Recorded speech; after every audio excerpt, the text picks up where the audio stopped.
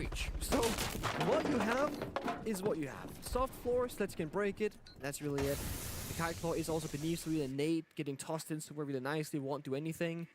They do have a little bit of information. They do have that final Dokkaebi call to maybe get something going. But this is what we get. Shopify Rebellion's discipline. They're playing so far back, understand the win condition here. Are the closed walls and crossfires. Rexin, the sole kind of person playing alone, does fall though. 4v4. Maybe there's a way back into it. Yeah, but it's gonna be so grueling hard. Like it's just they have nothing to work with. It's just the hallways and the staircases. Just a fortress as well from Shopify all Rebellion on the closed. site. Pardon me, on the site. You're right, it is all very much closed up. Miracle's found the kill just coming up from the wide stairs. Ambi, though, staves off Rare, who was playing near mining. Now, Ambi is that sole player in pillars. He's controlling just outside, anterior to the bomb site. Surf and Sport are the perfect operators to really lock things up on site. But what we need from us is this verticality. We need some pressure from above for Black Dragons, and that's the perfect way. Miracle's just snuck in through Laundry. He's now popped one of the Vulcan canisters. That locks Ambi out. He's going to have to rotate, going to have to go to the breach instead. This is very winnable for BD. The plan is possible. Swag is deep inside of dining on the chassis. There it is. Gonna put it down. Does Surf hear it? Starting the plans, but Surf, and well, somehow Ambi is able to detonate it in time. Surf might be able to duel this as he's found. They know where he is. Miracle has to go deep, but Surf bests him, and Shopify Rebellion keep their eyes on the prize. The prize being playoffs, upper bracket. They are well on their way, but they're not out of the woods yet. Dude, Surf's been so good this event. He started off with a big moment, that 1v1 clutch on top 4 tank. He ends it as well with another 1v1 round. Doesn't play the keep away high. No, he wants to fight. He took it, but we got 1 more to go. We'll get there after a quick break. Damn, bro, Shopify got that shit. Shopify's like that for real.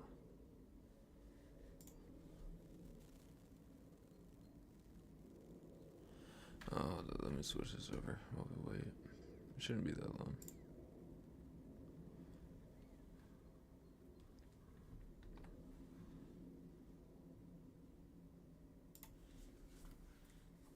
Alright, heard.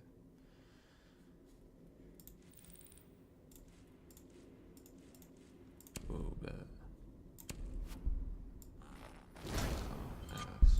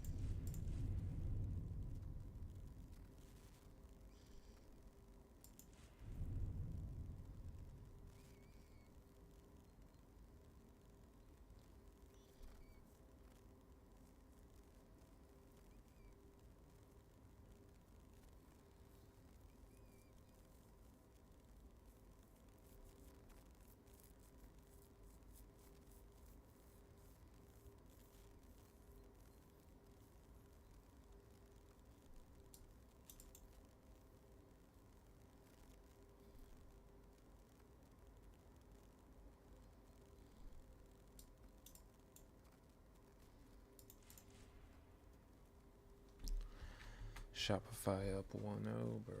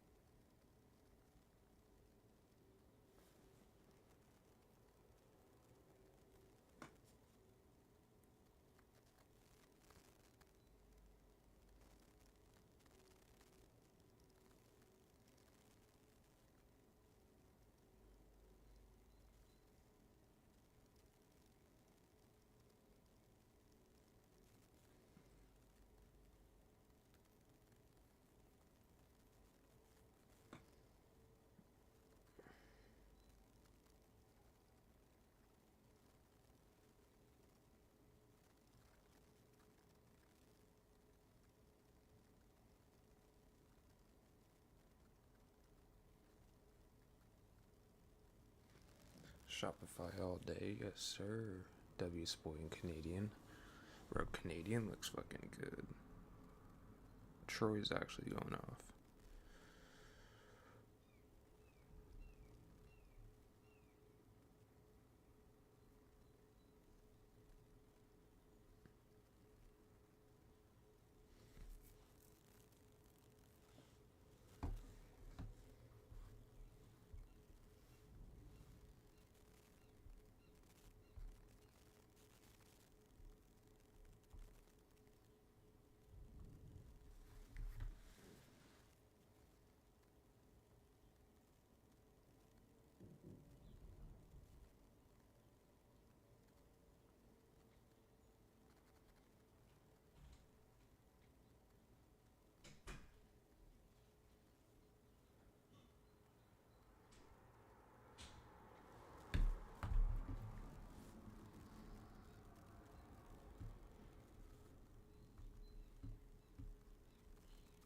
Yo, what's good, Alex? What's good, bro? How we doing? Just waiting for this match to start up, bro. I'm trying to see Shopify 2 of them real quick, and then we'll jump in ranked.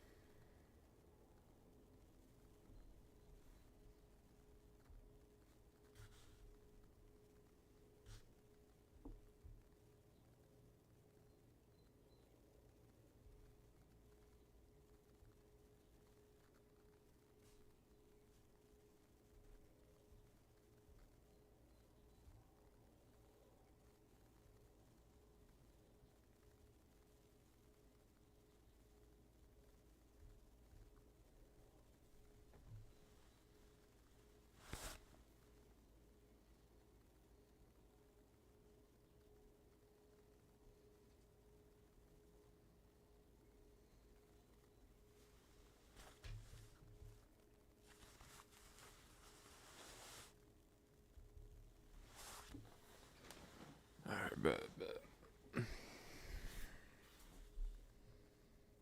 Hey, yo, holy drip. Holy drip. Holy.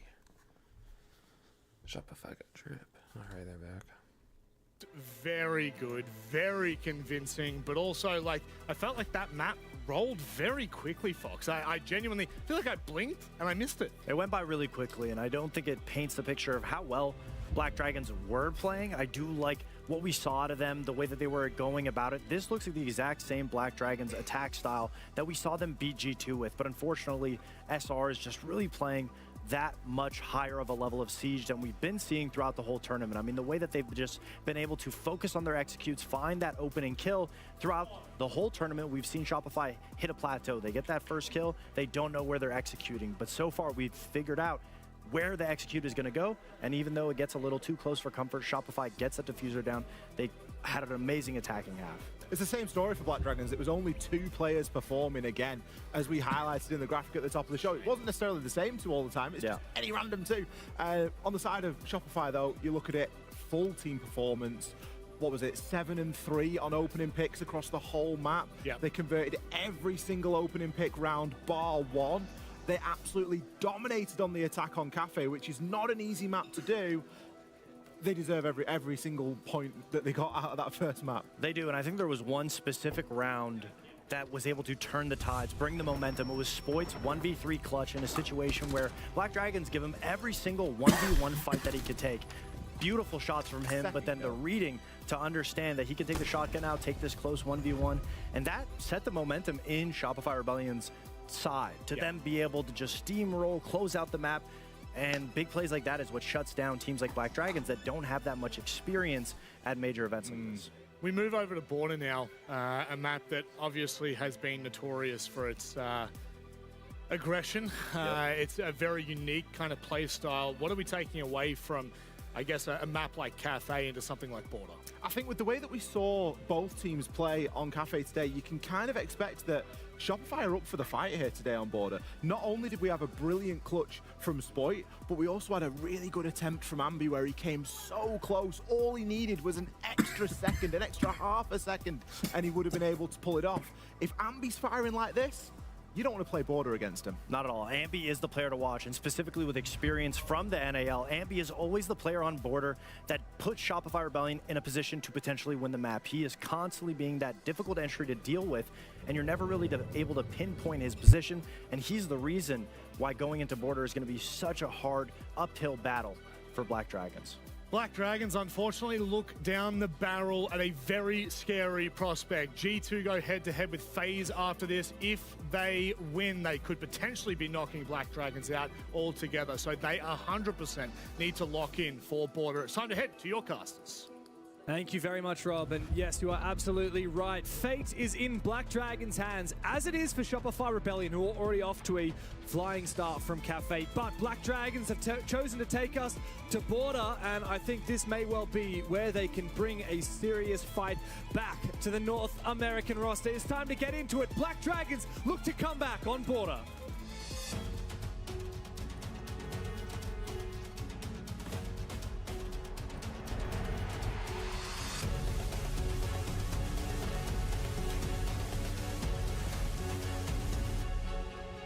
Honestly, I'm quite curious here around the operator ban, because do you target Ambi if your Black Dragons go, you know what, this guy was a menace on Cafe, running around the building with solids, getting kill after kill. Do we target ban him?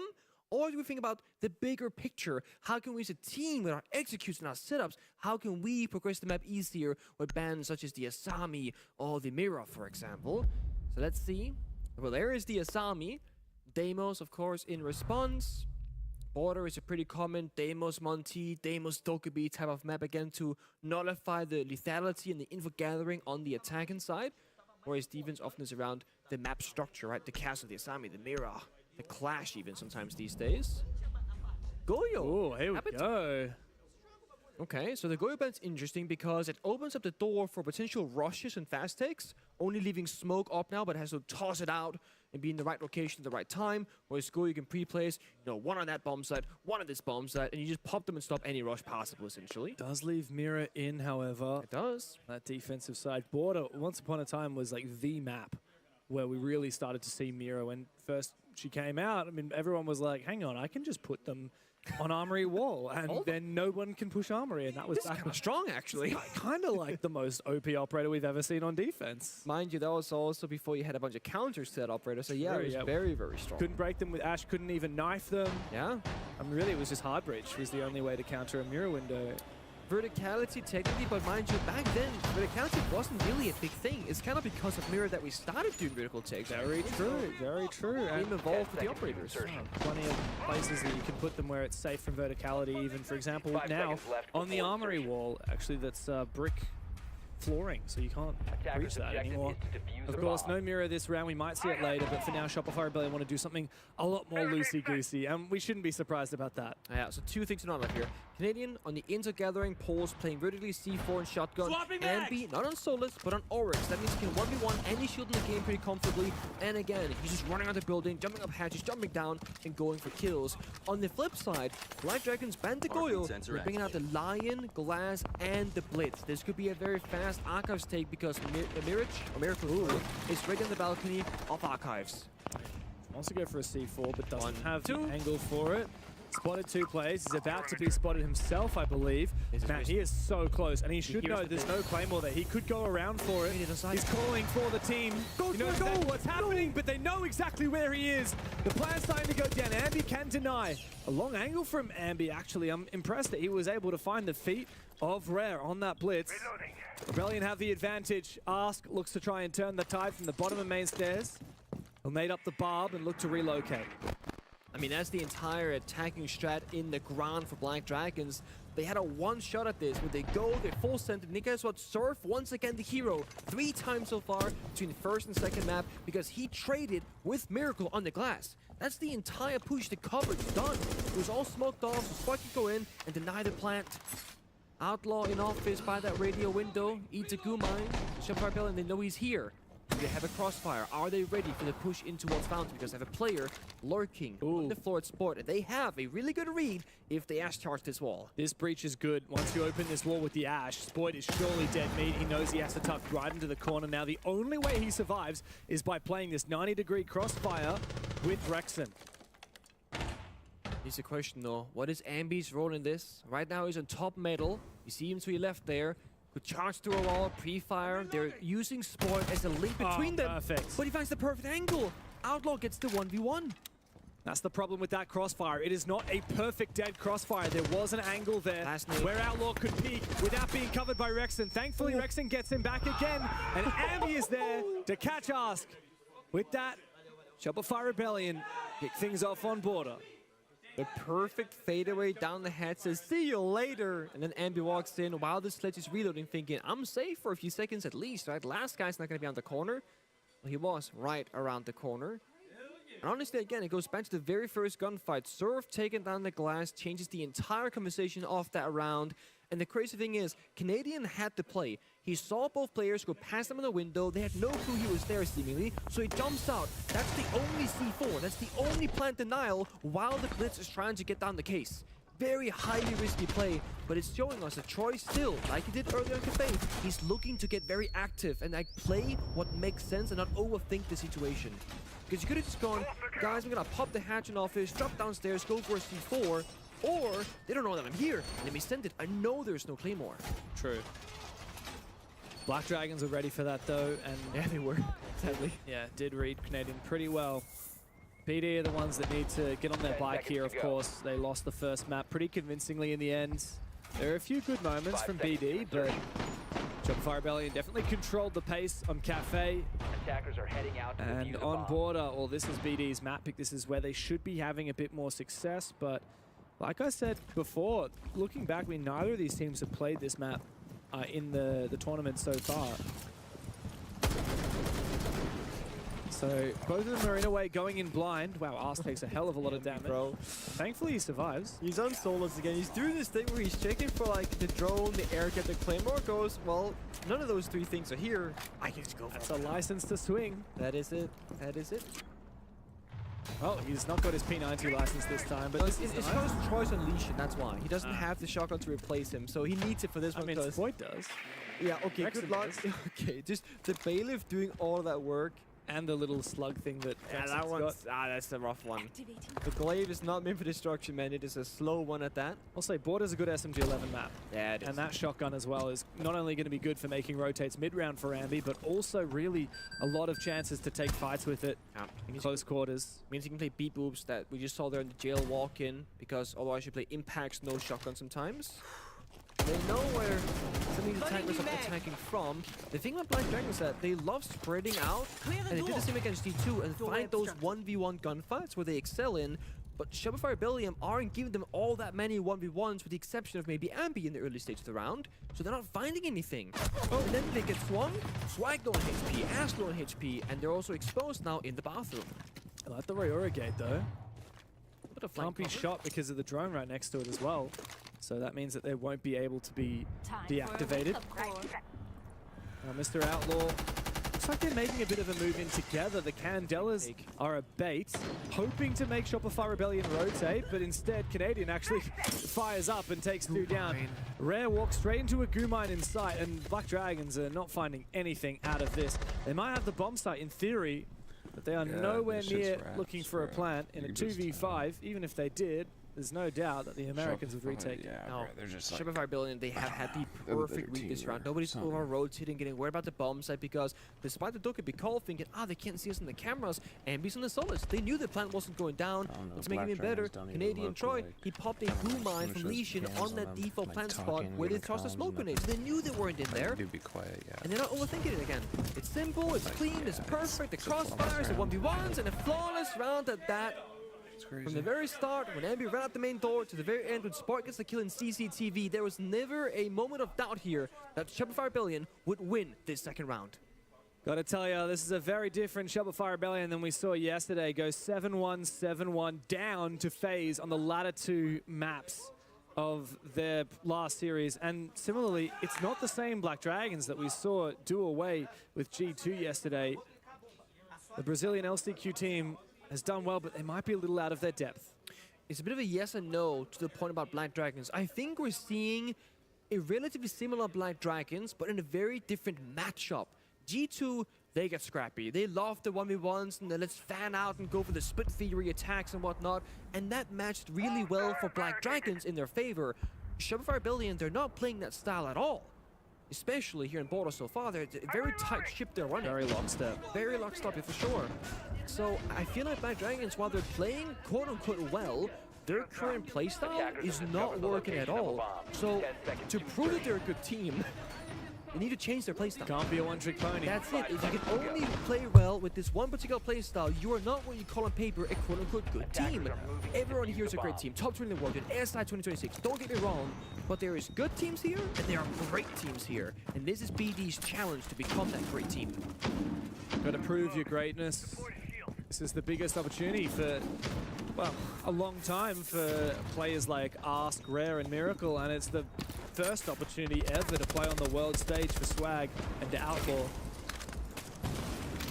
But of course, if they lose today, there's a very good chance they won't make it to playoffs, depending on what happens with G2 and FaZe after this. So stoked for that game, by the way. Like, everyone's waiting for more excited. You know, we don't want to have like bias and say like, oh, this game is not as exciting as, but guys, Oh, it is. it's G2 fighting for elimination the last game of the day against FaZe. It's true, and look, if I'm not wrong, G2 have never gone out in groups, maybe once. I think we were talking about this earlier. I think never in groups or right after groups. I think that's Okay. what we ended up on. I've never been grouped on G2, at least been top 8, so.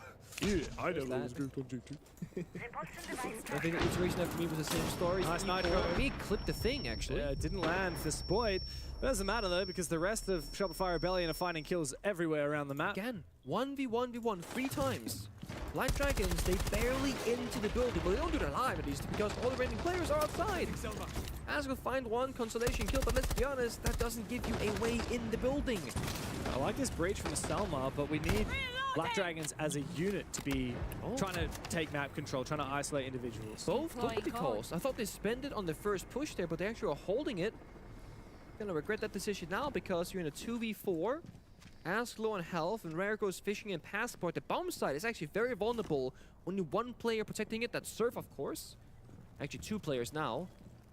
Has the read. Knows he's stuck in the corner. He's actually putting down the bullet camera, Wow. Surf. Crazy, crazy boy. Big rotate as well from Ask is asking a lot because there's Spoit and Canadian both on the same side of the map as him. Rare focuses up, makes his way in, and he will take down Surf, but there's a long angle all the way from inside of Customs from Canadian he'll have to worry about. There's time to work with though. Wow, that was very close. Ask is going to have to 1v1 Spoit though, try and give this a chance. He hears him, but he doesn't have any flashes left. He's baited out. Canadian shuts him down. What a shot. Rare 1v3. Canadian knows where he is. And Nitro Cell from way downtown. It's classic Big Bad Canadian back again. Dude, he's so locked in. The pre-found the pixel on the main door, the C4 right into his open arms, and then no reaction at all. I'm telling you, Troy is really back in action these last few days. He's absolutely everywhere on the map, and never getting caught off guard either. And that's the big thing that I was kind of worried about for Shopify Rebellion. I thought BD would have the numbers sometimes and catch them off, but they haven't. Instead, BD called a technical time to figure things out. Mano, deixa eu perguntar uma parada pra vocês. Vocês escutaram o que eu falei no briefing aqui ou não? Vocês escutaram o que eu falei no briefing? Então por que você não tá passando então que o cara tá subindo leste? Por que a gente tá quebrando o bagulho ali rápido? Tipo, o cara fazer o entra na leste? Tipo assim, tudo que eu pedi pra vocês estão fazendo inverso. Que porra é essa, mano? Tudo que eu pedi pra vocês estão fazendo inverso. Tipo, vocês não querem ganhar. Vocês querem só levar a parada. Tá parecendo com o primeiro round do café lá quando tem nos Zapalma, tá ligado? Tipo assim, a gente tá querendo todo mundo jogar um jogo como se fosse ranked. Se deu certo, beleza. Se não deu certo, foda-se. Que porra é essa, rapaziada? O nosso propósito aqui, mano, a gente vai jogar fora e tipo, foda-se. Literalmente isso? Por que a gente comunica o bagulho igual um homem na parada? Homem, com ímpeto. Entra pra trocar tiro com os caras na moral. Mano, tá mangando, tá pronto? Vai! que a gente não faz isso? A gente não faz isso todo dia? A gente não fez isso pra vir aqui pra essa porra? Então por que não tá fazendo? More energy in that one than the previous. Very much. It seemed a lot like we can do better than this kind of vibe. Slapping up the hands, saying this, that. Of course, we'll wait for Maria if she's available to translate for us on the other side, but it certainly seemed a matter of, for my case, that they can do better. They're not playing like they usually are type vibe. Which again was very generic, but very applicable because Black Dragons, they look a little bit lost in these rounds. That they do. That wasn't the case yesterday. Yeah, frustration. Yeah, very frustrating there for BD. Gotta say though, Shopify Rebellion have really found their mojo. Oh, last 13 rounds, they've won 10 of them. Starting to build up that momentum. I don't know if BD are going to be able to break it. Ying's banned out. They got rid of the Denari, which is interesting. Very ready, you'll see a Denari ban. I don't know if that's the play, to be honest. I'd get rid of the pulse ban. The thing with the Denari that I find is, it is so hard to gauge the value of the operator. Yeah. We, as observers of this game, have seen 0 Denari lasers triggered and practically 0 destroyed in relevant positions, right? But like Dragons in the server have deemed it's ban-worthy. And I'm not saying that's a bad idea, it's just it's so hard to gauge how difficult it is. With mirror windows at a pulse below, you can see the outcome, like the C4s, it can't take a room because of the mirror window, for example. It's not like a frost mat where you just, it either gets activated or not. Not on a Rexton. Ooh, that was a little bit too close for comfort. Look, BD finding the opening pick, that's a nice little notch under their belt. It's going to make the rest of the round a lot easier. It's the first time that it's happened on Border so far, and they're going to double down with a second as well. And they got no map. They can really lock down these runouts, which they have in East stairs and break room door. All BD needs to do now is not throw it around because they have already won it. All they can do now is lose it or confirm it. So nice, like you have 2 minutes, nice and steady. Get those drones in there, play together, use the numbers, and more importantly, try and track where the pulse is when you get inside the building. If you're standing on soft floor, is Canadian getting a free C4 kill? Could be one way to lose. Oh, I thought he was going to double down. He gets both. He is punished, but Spoit immediately replies. Wants to get aggressive for a little bit more. Doesn't have a Nitro Cell or anything like that, as he is the Legion, so he can't go for an aggressive play. Canadians found his 1v1 with the Reaper. Man, he's pretty good with that little measly gun. Spoit also finds his chance almost, but the plan is going down. Canadian is going to be able to take it down. Doesn't get the kill onto Red, doesn't quite do enough damage. If he'd gone for the C4, it would have been a guaranteed kill. Instead, the shotgun just scares Rare away into a rotate here for Black Dragons. 2 players low HP. Canadian with a pre-placed C4. He's trying to bait them into going deep. He sees one player again, but there is a safe haven on top of the bricks for BD to plant. And with no Spoit, it's an easy lockdown. Force the plant, shut down Canadian. Finally get back into the fray for Black Dragons. So close in the end, though. If one more shotgun shell connects with the ace planting, I mean, that's the case down in the bad spot, and Spoit might have a chance back towards the bomb site. But BD prays to them. They recognize, hey, the Legion is in break room. We can kind of just ignore him. Hit the bomb site. There's a pulse somewhere. We'll figure out where that is. The worst way possible by getting shot from beneath, but still they figured that out. So they were 0-3 down. Black Dragons called their tactical timeout. I have a translation here from Maria, as what the coach was saying to the squad. He said, let me ask you something. All that I asked you to do, you were doing the opposite. What the F is this? Don't you want to win? You want to throw the game? We want to play this game like it's ranked? If we lost, we lost. We win, whatever. What the hell? Why don't we communicate like a real man? Don't we do that every day to be effing here at SI? Wow. Definitely more passionate than the last one, yeah. He's really lit a fire underneath Black Dragon's asses, and it worked for that round. It really did. They fired up. They played with so much more confidence. No hesitation. No hesitation whatsoever. That is true, but on the flip side, Shopify Rebellion, they also did give them those 2 50-50 gunfights, which BD finally ended up winning. But had they lost those gunfights, or Shopify Rebellion just stayed put on the bomb side, different story, right? And now we see the immediate switch off. Shopify Rebellion, they're gonna play Mine, they're gonna play the Ward, they're gonna bunk it down a bit more, only having really Spoit and Envy again being those free roaming targets. So now we're back to BD having to problem solve and getting challenged in an area where they have struggled so far in this entire series. This is good though. Yeah, great hacking there from Ask. Great job, especially the bulletproof camera. I mean, really can't understate the value of hacking a BP. now it's all clear below. There is a world. Again, I was gonna say this is where you rush the bomb site, but Ambi and Solo is gonna shut that down immediately. So never mind. So Rexon's decided he's going to give it another go playing East Stairs. Remember, he was the first pick in this position last time. He's on the Wamai, so he can protect himself against most projectiles. Wow, what is that, Spoit? Strategy just don't Give yourself away. Rexon, low HP. He's surely going to die. Swag can come in support. And, well, Outlaw's going to do it without him. Swag also got Nadian, who tried to peek in from upstairs in Fountain. Shopify had been completely picked to pieces. Now, Ambi feels the need to get re-aggressive onto the top floor. The Surf on site finally realized, oh, that bulletproof camera's been hacked, hasn't it? This is not a good look for Shopify Rebellion. It goes to show just how volatile Border is. That middle link between two people Ambi's dead. dies. You're forced in a bad spot. No, Not just yet. I thought that player was He's inside. way outside. Can you see the toes? I don't think so. There's a sandbag in the way.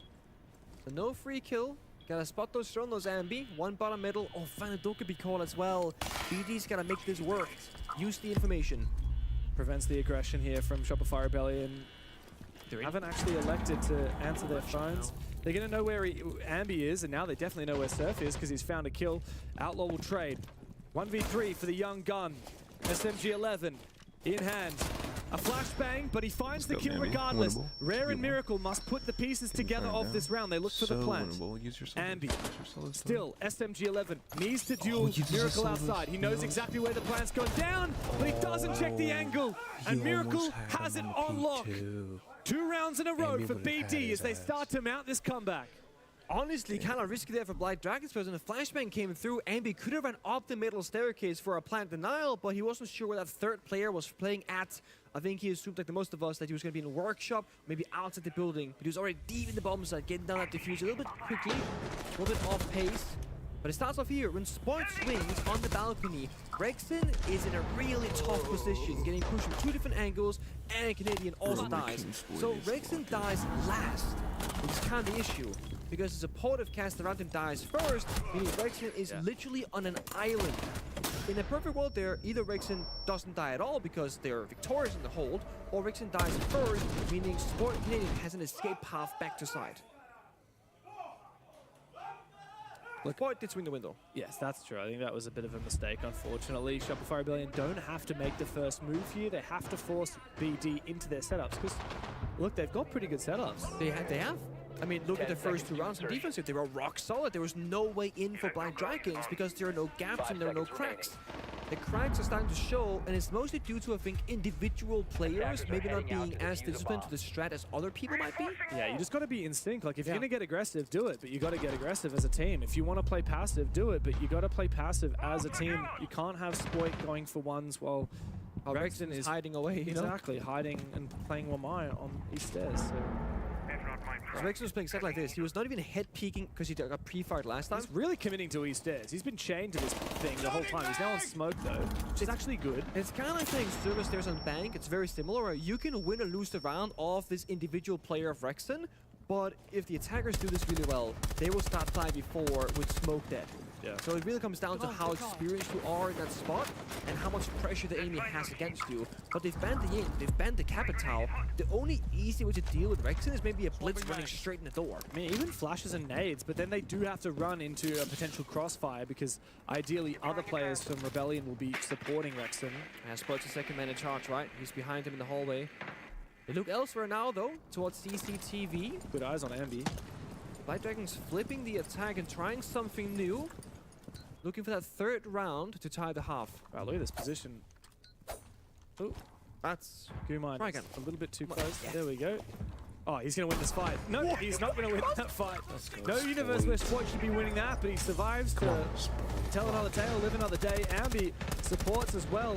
Surf's on the floor, and Ambi's been traded, so maybe there's a gap here for Black Dragons on Archives, while the rest of the team was focusing up on East Stairs and CCTV. Swag has snuck in behind enemy lines. Are they actually? There are 2 people inside, but 2 different bomb sites.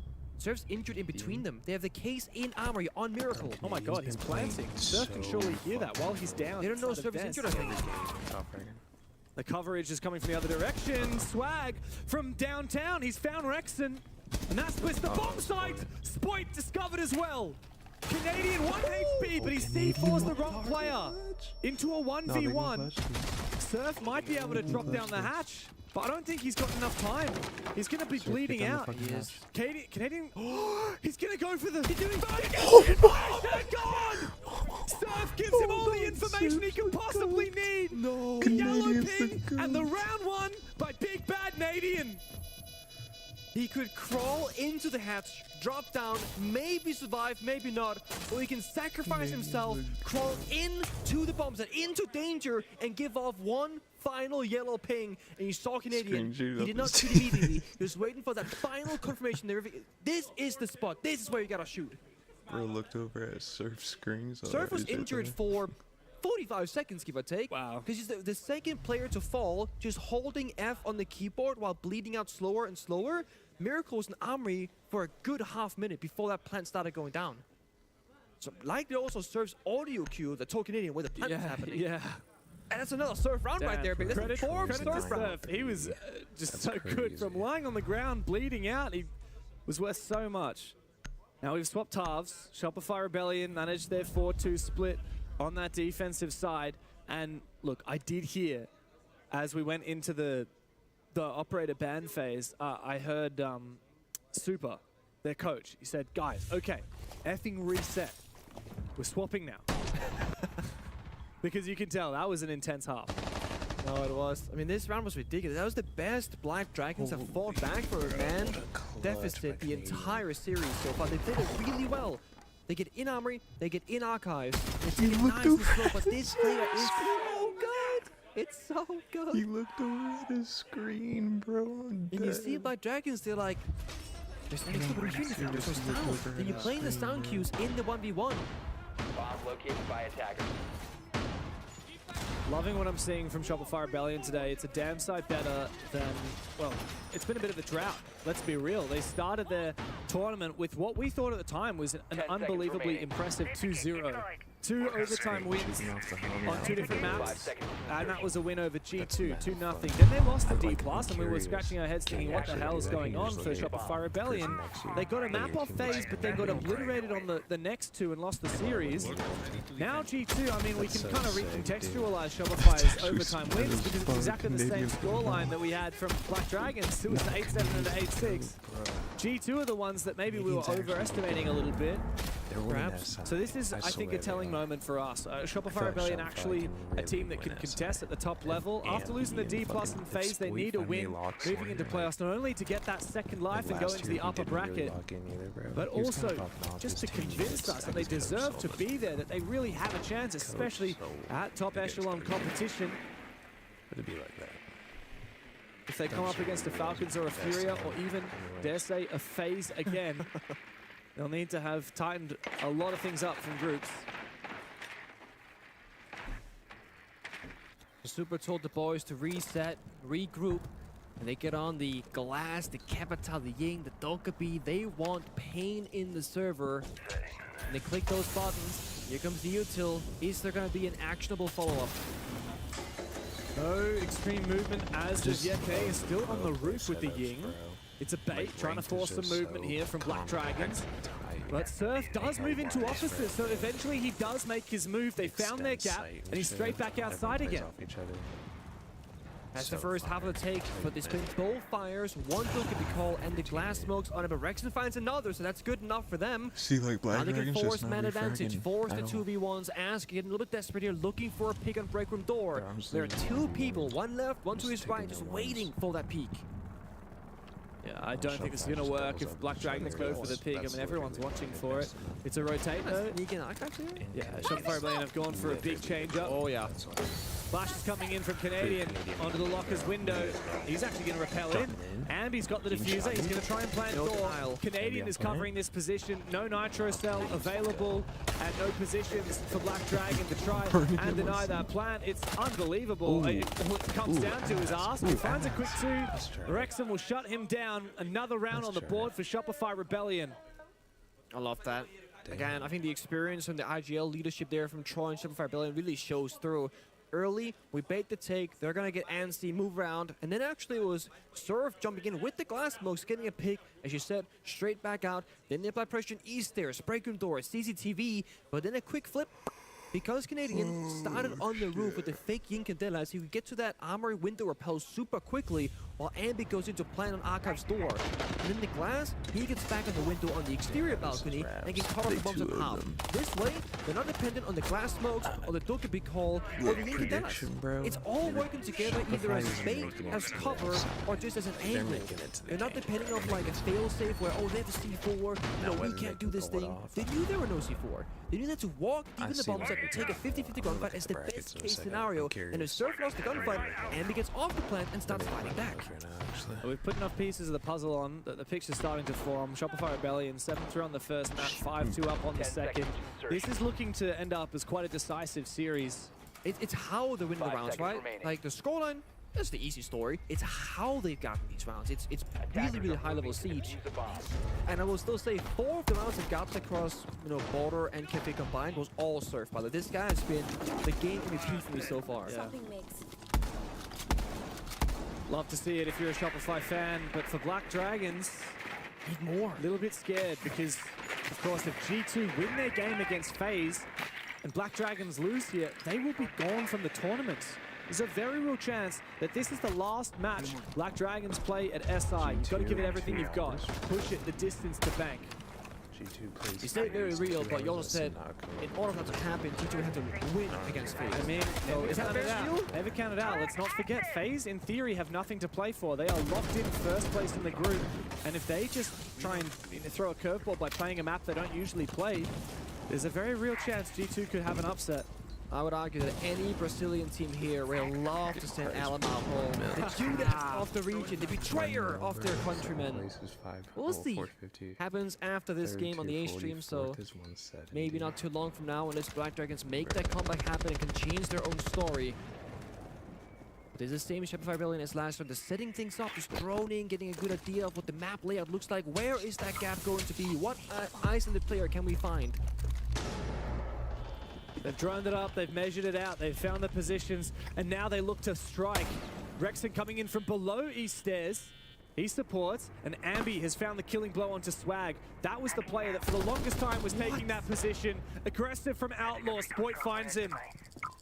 Shopify Rebellion have baited Black Dragons into over-pushing, over-peaking, and now the Americans have control. BD cannot figure out the pace because something's supposed to happen, right? Okay, let's start moving. Okay, nothing's happening. They're holding angles. We die again. But what if Shopify Rebellion did push the bomb side? What if they did push away from that break room door? Then we can get back some map control. But the pace is so hard to read. There's no information on the defensive side. It's just what is that? Another one for free. The drone work is excellent. It's just rare now in customs and Ask by the bomb side, so spread apart they can't really help each other. And 5 attackers against them.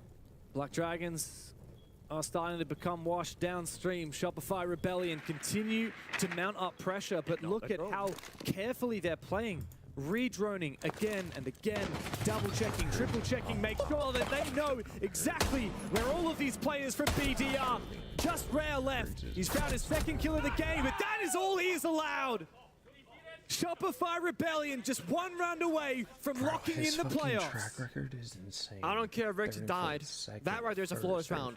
Every single kill that Shopify they got, there was a drone, a yellow ping, or a crossfire. There was literally 0 chance that they don't get those kills because BD is standing still in corners, not understanding what's happening, and I don't blame them. It is so hard for them to figure out what is going on. The Bravo has hacked half the default cameras. The only intel they have is a Solis, who's under so much pressure or in a very bad spot on the map because they don't know what is and what isn't clear. The difference is, when Shopify Rebellion defended on border, they controlled the majority of the map, right? Always had an Easters player, always had a CC and break room player, 1 person solo up in the bomb site, the Surf usually, and then an Ambi roaming around. They knew exactly what was their area and what wasn't. For Black Dragons, they lose control of the bigger picture of what they need to worry about and what they have on their side.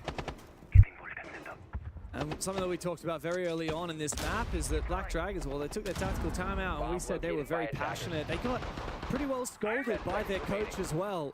That passion, it can sometimes light a fire underneath you that helps you to play better, and sometimes it baits you into frustrations, into low percentage plays. That pressure gets to you, and suddenly you're making mistakes that you really shouldn't be, that you would never do on a normal game day. Shopify Rebellion, they've dictated the pace. They've read into the Black Dragons playstyle. They know exactly when these players are going to overpeak. I mean, look at Spoit last round, proning at breakdoor, knowing that eventually someone from Black Dragons won't be able to help themselves with that tasty, tempting little morsel of going for a run out. Everyone been saying borders. The angle Spy was holding was like, not even like the door jiggle peak, it was like the middle of the room at a weird angle. Yeah. Like it's one of those That's like... a tilter when you lose to it as well. That's a desk clamor right there. What I see there. Goodbye to your mouse and keyboard. That's it. Now Canadian, I see there's getting active. He's 10 and 4. Okay, he's popping off. He's on Blackbeard for what could be the final round in this game. He wants to be on the entry, wants to lead his boys into battle. He's got the nades, one tossed out to clear that utility.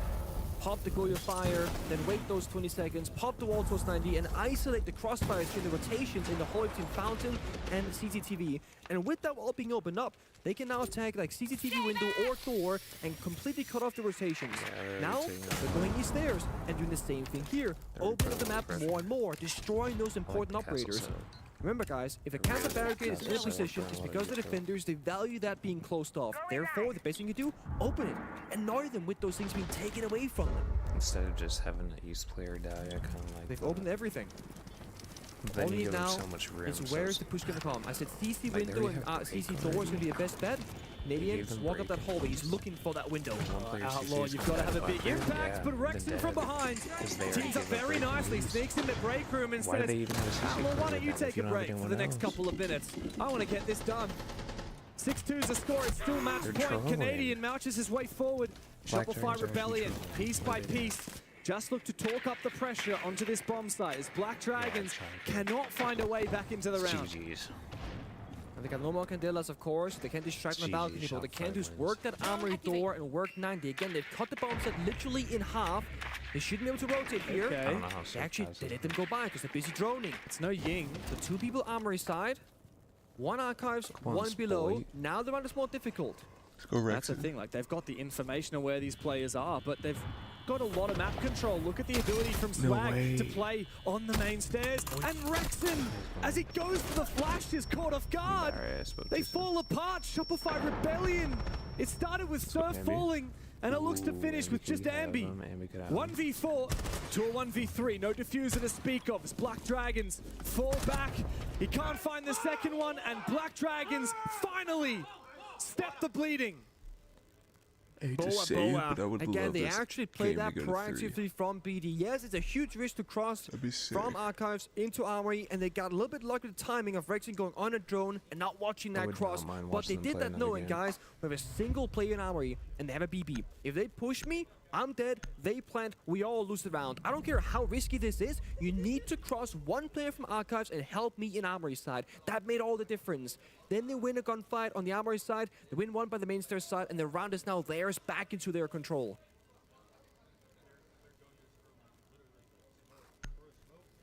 I don't know if you guys at home can hear what's happening on the B stream, but we can certainly hear Ace of Pyrite.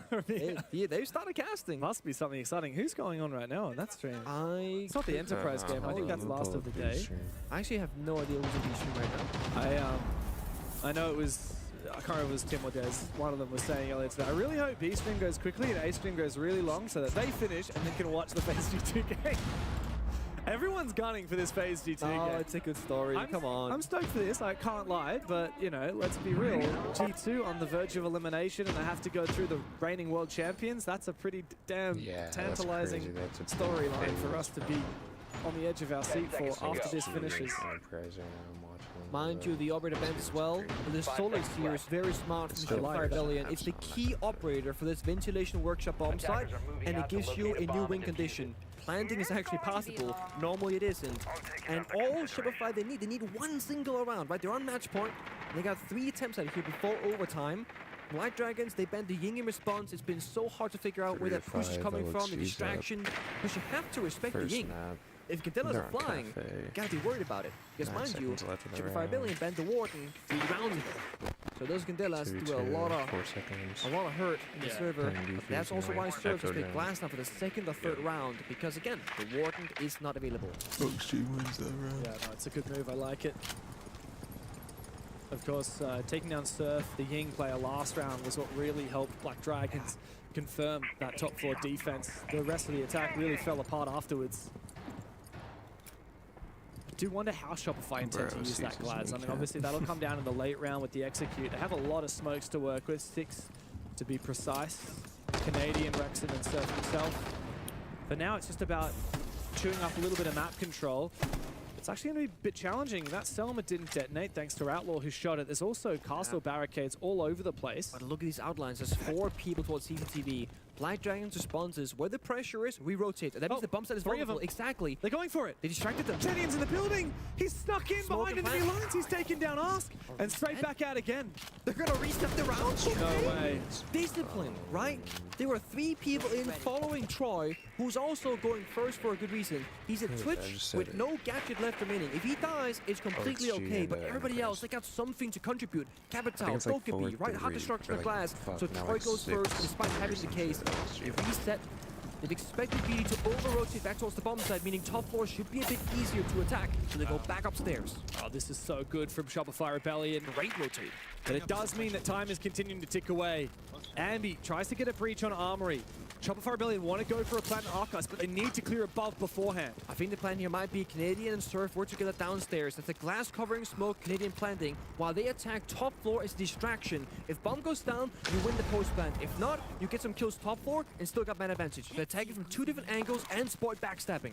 Oh, Sport is the 5th player in this scenario. Canadian the one to go for the plan. Into the smoke he goes. It's up to Surf to cover. Meanwhile, 2 players from Shopify Rebellion upstairs make sure that the vertical play is nullified. And Sport finds his backstab perfectly.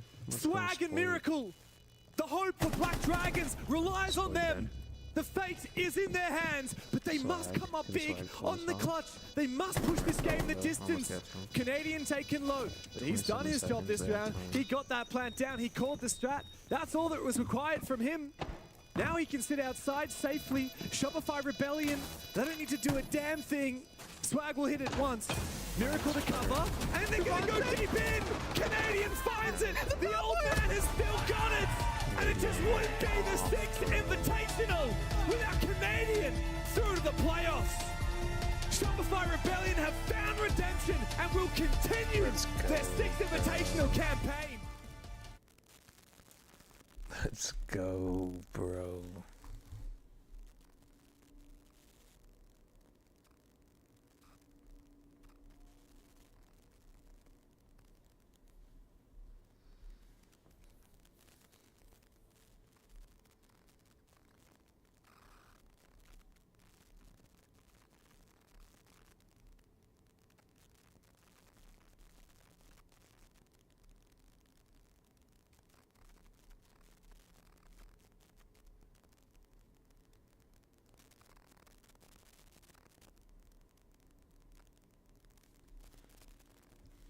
Hell yeah, bro. Hell yeah. Alright, let's put the other one on.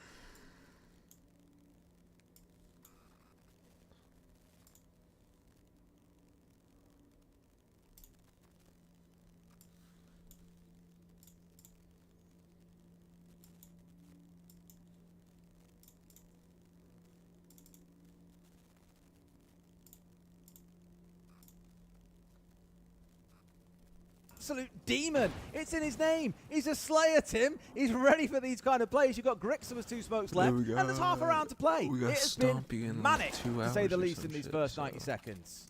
We're gonna watch that for sure. I'm just gonna throw this one on right on now. this top floor relays. Bappen kind of trying to work together here. Need to make a challenge down towards Lumber. This either man. Forrest is not going to peek out again, I don't think. He knows he doesn't want to be. Oh, I say that, and he does, and takes a little bit more damage there. But the Toxic Babe canister will grab a little bit from relays. They've let him walk up. Forrest, he's been moved away from the top of White Stairs. Bappen knows. He finds the second.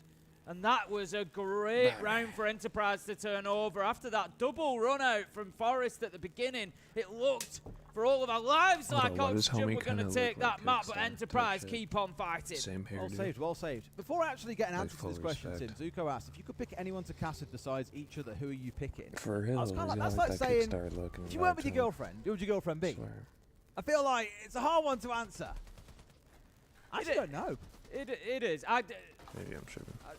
You shouted at me for being sentimental earlier. I don't know. I didn't shout. That is such an over-exaggeration. When we got off cast, Des pulled me aside and absolutely went mental at me. Yeah, that's exactly what happened, Tim. It's on tape and everything, right? You've got the video for it, right? Yeah, of course I do. Of course you do. Absolutely. Oh, I think my phone's actually died. That's really convenient, isn't it? Yeah, brilliant that. But no, I don't know. It's hard to imagine now. We've been together for 6 odd years. It is very We've had a lot of fun with like bringing guests on for a TriCast, and I think that's what I would say. 100%. I've really enjoyed all of the TriCasts. Yeah, they've been class. So for people wondering, think, oh, well, you're just going to get, and we can cast with anybody. We do cast with other people when required, of course. But it's one of them, like, it's hard to explain the familiarity that you get. When I say that I know when Des is going to finish speaking, I know when Des is, like, to the word when he's going to finish speaking, and vice versa. And that's online, in person, anything. It's like I don't have to think about it. I just know when to start speaking. And that can be difficult, those sort of rhythms with other people. And you also know each other's sense of humour well, like how far you can take things. I obviously don't know where that floor sits. I'll find it one day, I'm sure. But it's hard because you do gel really, really well.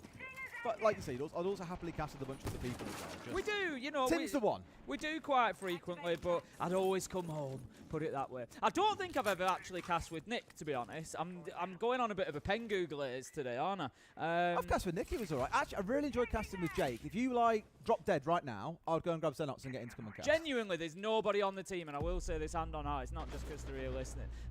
There's nobody on the team I've ever cast with that I've not had a great time with. I think we've got a fantastic team here in Siege. But given that I watched Nick play a lot, it'd be cool to cast with him at some point. I'd love to cast with Fabian at some point. Oh my God, Tuhan, calm down, my friend. Tell you what, the Aussies are going to be shutting me up, Tim. I was joking earlier when I was saying, like, oh, they've turned up at 5 AM to watch their team get slapped, but I really thought they were going to lose this map, Tim, but they are fighting their way back in. Forrest and Grixer yet again have got to pull off a clutch, but now there are even more players left on the other side. There's nades coming on through. It's not a pretty time to be Forrest right now as he's dug in deep. This is Hell in a Cell, baby, and there's 5 players coming in. A flawless round for Enterprise. We're up to round 12, Tim. Well, I spoke a couple of rounds ago when it was 5 versus 3 to OXG, thinking they were going to close it out. I was talking about Chalet. Enterprise are making a fool of me at this point. They are fighting their way back into it, and I love it. I am here for it. OXG, however, look, there's a real potential here, Des, where OXG have to go into Chalet, and as I've said, it is not a map that they generally play. It is certainly not a map that they generally win. Enterprise love it there. If Enterprise could go to overtime, come through and win this map, Enterprise, well, OXG are going to look back at that 5 versus 3 and think, yeah, that was the moment. Yeah. There are a few moments that end up like these, where we've seen it for Fear X as well, Tim. The number of team kills they've got in 5v2 or 5v3 situations and team rounds lost is heartbreaking. And we're not seeing as many in this series, granted, but they are the moments, like you say, you'll look back at the end of a map and go, oh, if only we hadn't done that one. And that's a really curious thing. Every time I speak to a coach after a game or a player and say, oh, you know, what happened there? You just lost it like 7-4. And they're like, yeah, we should have won like 7-3. And they'll have the 4 rounds in their head that they know they should have won. Yep. And they'll be able to tell you, well, if we'd done X, Y, and Z differently, we would have won. I was like, yeah. But that's like saying if a football player just kicked a ball on the goal, you would have won the match. There's a lot more that goes into it than that. And, you know, sometimes making mistakes and things going slightly wrong is always going to happen. I can guarantee the other team could equally point to 3 or 4 rounds where they would say it feels like things have gone wrong that shouldn't have gone wrong. And it's just really interesting how different teams have this different perspective on games, that even when they lose, they're like, oh, we should have won, and we know we should have won, therefore we'll crack on as we are, and it's okay. It's just really interesting, the way that different teams think about it. Right, Oxygen have missed 2 opportunities to close this out, and they need to get it done. They need to clinch this. They need to get it over the line here and now. They are down in Kitchen, and it's going to be their last opportunity on Cafe before we get to overtime. Enterprise carrying some momentum. They're going to go straight into the top floor. They've got the book on side. They did a really good job of this last time, by the way. They cleared very quickly. They were opening up those verticals at about 1 minute 45, 1 minute 50. Match point so it was really good from them.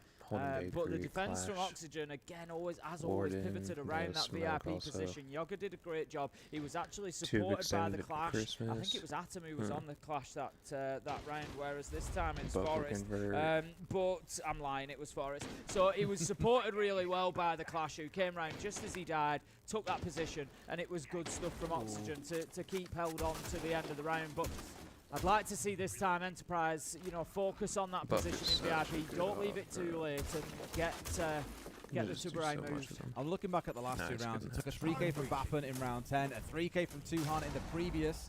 Fair to say, it's taken big moments from players on the side of couldn't quite get Enterprise the to claw this breach. one back, because Tried to prior shoot to that, for it. Tim, they weren't really finding much, and they've still only found the entry in 3 of these rounds across the entire game.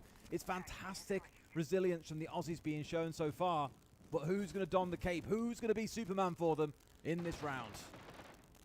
As we can see, the work has begun to soften up the hatch and the floor. The book is going and opening everything up. We've Now got the gonna push Deimos Baker there in against this support as Warden. well. C4. Otherwise, beautiful. Kicks Otherwise, him we out. are down into the bakery. Gomez just drops a nitro at his feet and lets the Now blitz Warden run will over flash, it. hold him Just up, dares him to touchdown. challenge him.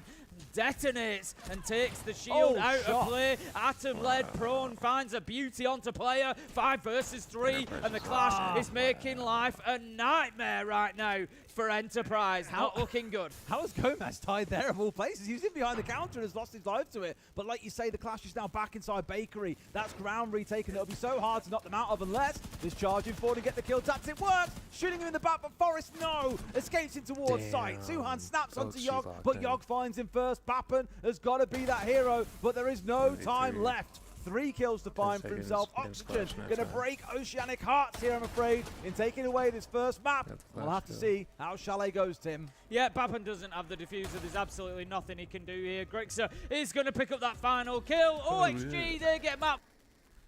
Hold on, we're gonna listen to the GOAT. We gotta listen to the GOAT.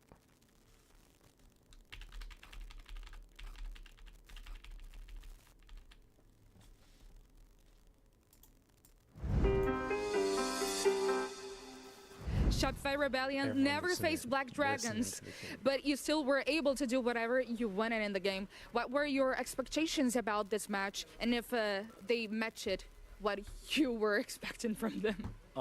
I'd say yeah, they were kind of what we expected. We watched, just some of their games, and overall they seem to want to play a very split style of the game, which is more common in Brazil and definitely in Europe. It's less common in North America, but we definitely expected that, and they played that kind of style. I think we handled it really well. We communicated well. Honestly, I think I just had a really good read of the game today, and I think it helped with that. But yeah, they kind of played how we expected. They take a lot of gaps, nothing too strict about how they play. So yeah. Yeah. Also, Shopify is now qualified for the playoffs. Congratulations. But you still lack some consistency, and we need to talk about that. What are the changes that you want to do to change that before the phase 2 games, so that will not be an issue anymore for Shopify Rebellion? I think we've been aware of these kind of issues, and honestly, we've had these issues since we formed as a team. And honestly, more than anything, it comes down to our mentality, our attitude, and our communication, team play, all that kind of stuff.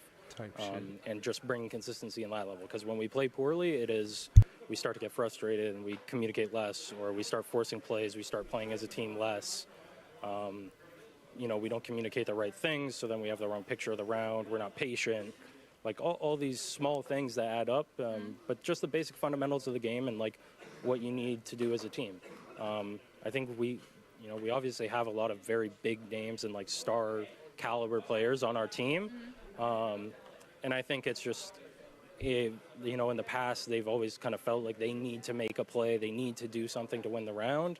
And especially when things aren't going as good as us, I think that's when that starts to come out for us a bit more. So just trust They're in winning what this, we I have as a team, swear. I and hope that we so, can bro, resolve it low-key. as a team, I and hope that we Canadian can pull this go shit through the off. round as a team, and not wavering in that, just sticking That'd be to it. so good. It's so bro. cool to hear from you, because you are also a guy who I'd be has hyped for a lot of Spoiled, man, experience me in too. Siege, and you have been doing the iGel role for so long. I need to ask you, how do you keep your energy so high, and how do you come up with ideas every single time? That's such an important role. So my energy, I definitely have less energy than I used to have.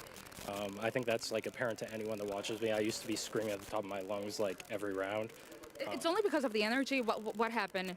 I think Canadian I've Metal Trust is matured. I've locked. gotten Hell older. yeah. I've also realized Yeah, he's that hella mature now. screaming He's that much, locked. it is good to be that hyped up between rounds, but you need to be able to reset and come back down. because otherwise it carries over into the round, and chaotic comms are a problem. So you want to be careful about that. I think you could get away with it more in the early days of Siege, but nowadays, like, the comms are so important, so you can't slip up whatsoever. Thank you so much. That was a great conversation. Congratulations again on the qualifying for the playoffs.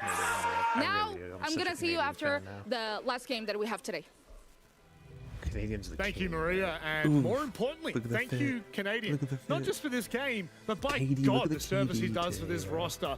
We always look at him and we say, that's today's kid. It has to be. That's not big yesterday's brain. kid. Not very often do we expect top frag. To say that he had a good read of the game, those are Dude, his he words. was popping on Yin, for real. That is an understatement today for what we have come to expect from... Alright. I don't think G2 plays for a minute. One after a little bit. I don't necessarily care for OXG and Enterprise. I think OXG wipes them. In round 12, close it out, and they're heading to Chalet. Heading to Chalet. Yeah, we're just gonna hop on ranked, guys.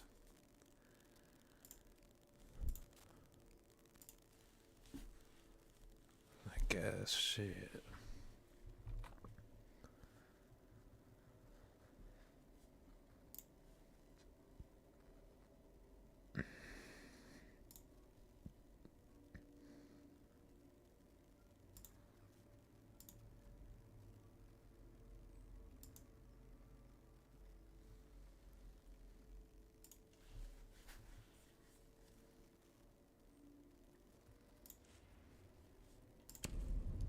Type shit, solo queue it up. Let's see what we got. I don't think I got anyone online for it. Not right now. Not this time. Nope.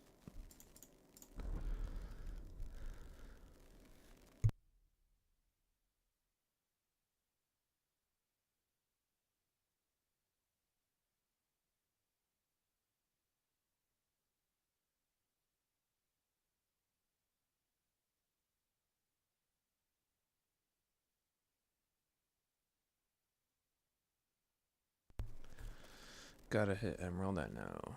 My duo and like my stack and shit, I don't think they're on today.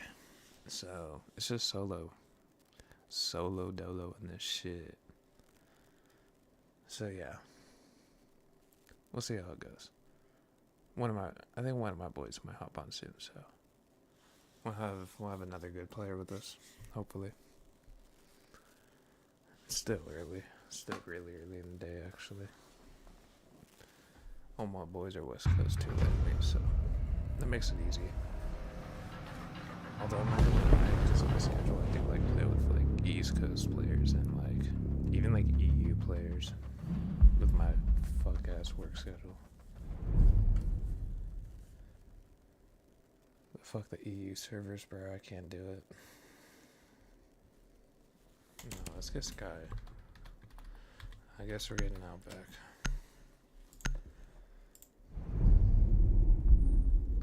Alright.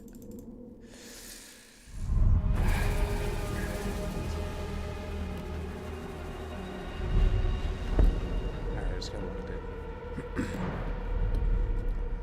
I just watched the fucking GOAT Canadian pop off. I gotta pop off too. Let's get Valk out of here, bro. Trust that or visual. I'm gonna do visual next. Or mute. Mute would have been good.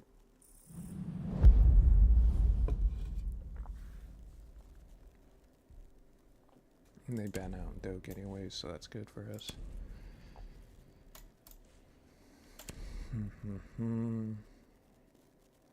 I like the Deimos play. I'm gonna go line scan. What else do you have? Claymores and stuns? No. No, I'm gonna go nades. Clear out util. 2016, bruh. Dang. I haven't had this account that long. Shit, I wish. I didn't have my own Xbox in 2016. Shit. Oh shit, I remember this account still. We need to locate a bomb. That's why all my shit's new, bro. I've done how to reset on so many games because of that. Like switching from different accounts, from the brothers, from mine. Xbox to PC. So many of the same games. Your drone has found a bomb. Okay, what else? Siege. Oh shit. Minecraft. Insertion in 10 seconds. Insertion in 5 seconds. Proceed to bomb's location and defuse it. Hold on, restack. We can do this, we can do this.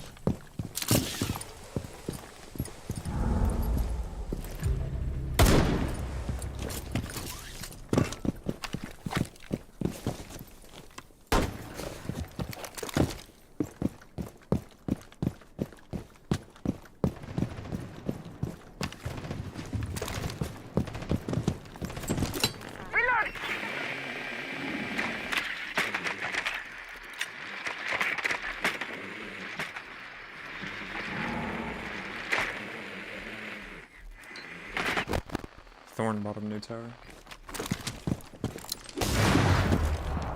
Let's see them. Death mark tracker out.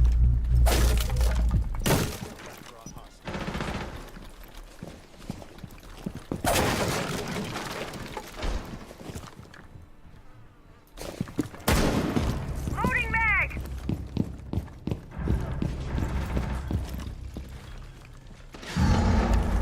Throwing frag grenade.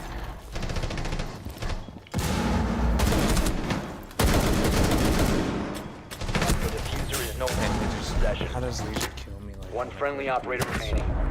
Op 4 eliminated all friendlies. See Shopify. Who are these guys?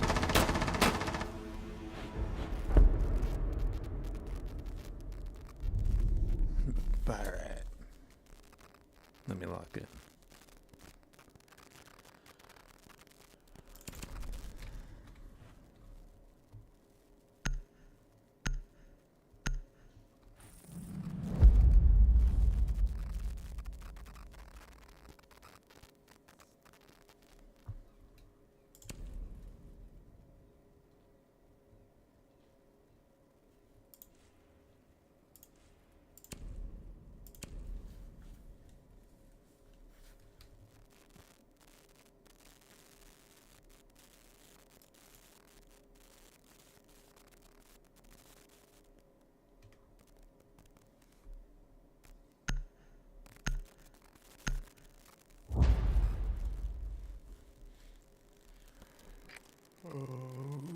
We need to locate a bomb.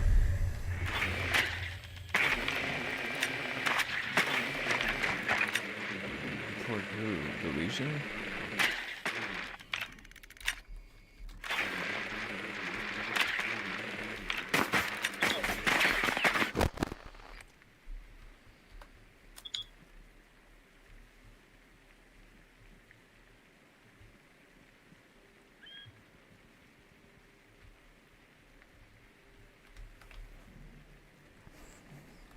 I think the Legion 10 seconds. He says that boy didn't miss a shot on me. 5 seconds to I insertion. don't know, maybe he was just nasty. Maybe? You must locate and defuse a bomb. I think that, yeah, I think maybe we'll see hacking. We'll see. We'll see. We shall see. If so, then let's get our...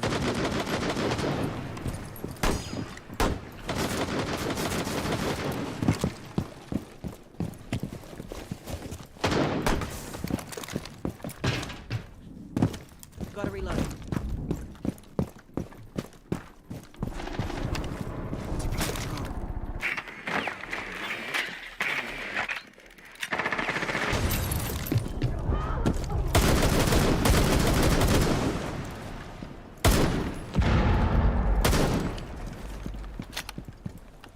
Drone going out.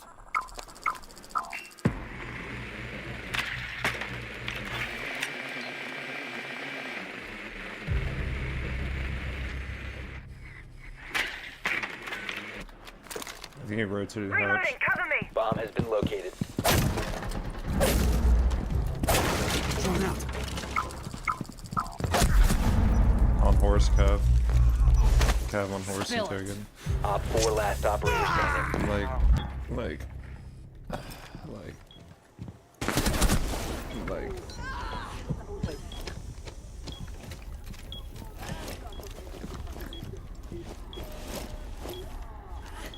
Right, it's to your right.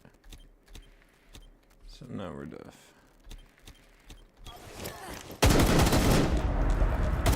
Op 4 eliminated. Well played, well played.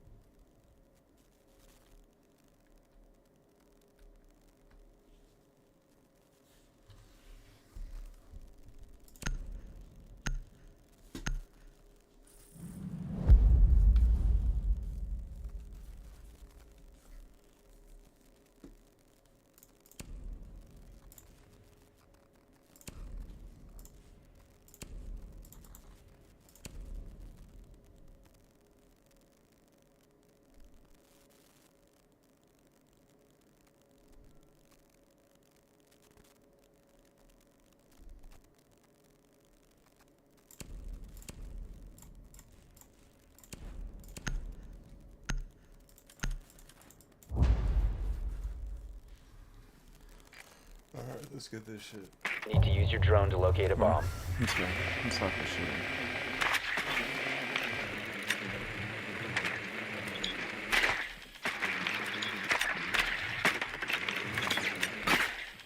We can't even shoot drones, like, bro. Like, no way I'm dying to these guys. I didn't think you could see me. I thought I ran on the horse wall. Goodbye, rat.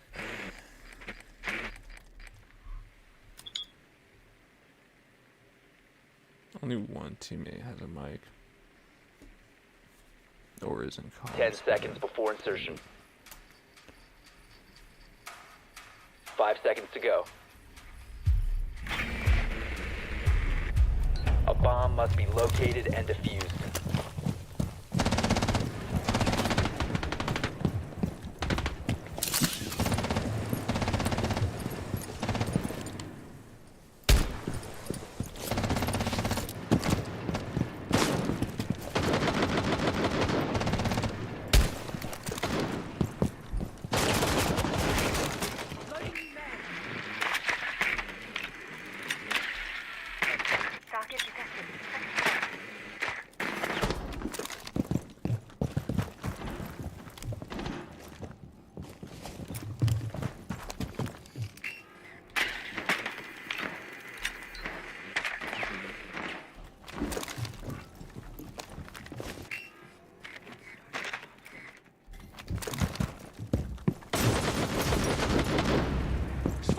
Yeah, Caveira's killing everyone on horse.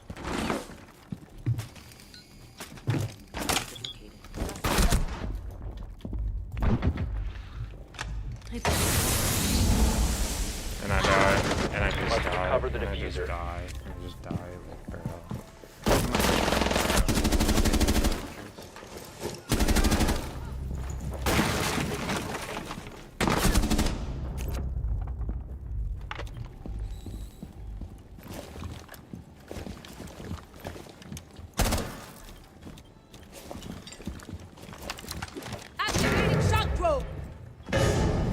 Bomb has been located.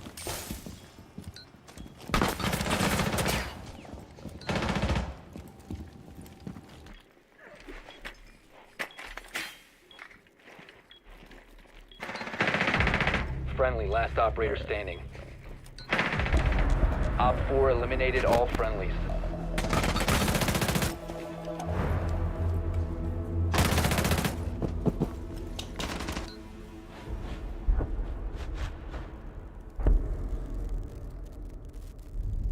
I could probably beat you at any activity.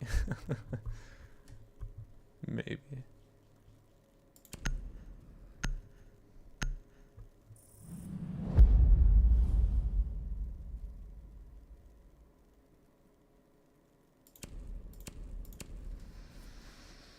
Alright, let me actually lock in. I'm a fucking 0-2, 0-3. Damn. I'm 7. Whatever, defense is way better for me on fucking Fortress. Watch. Alright. Lock in, yeah, for real. For real. I hate solo queuing now, bro. It's Secure shit. the area. Keep the I haven't bombs solo protected. queued for like a week. New camera feed up and running. Camera in position.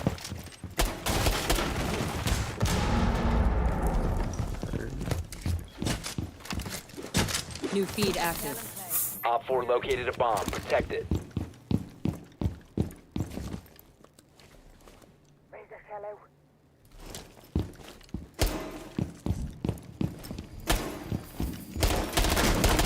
10 seconds. 5 seconds to insertion. Changing mags! Op 4 has located a bomb. All set. Benchy deployed.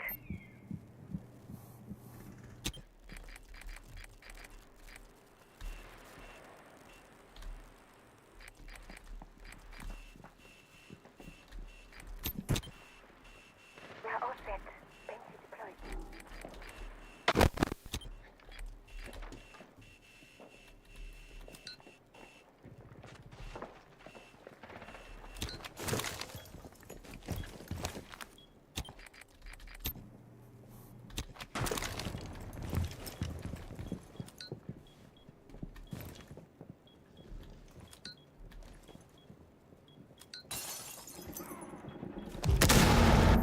Changing mag.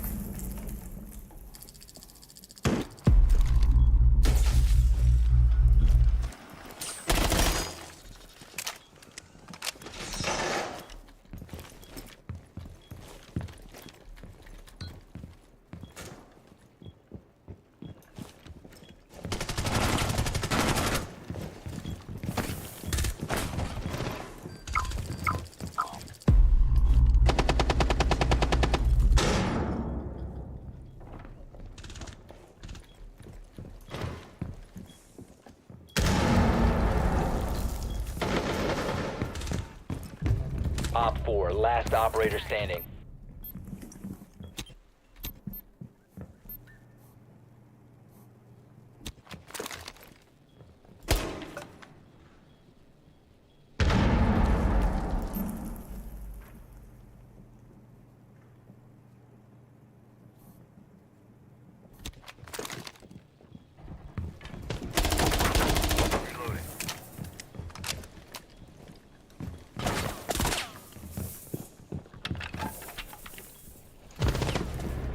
Your location has been compromised.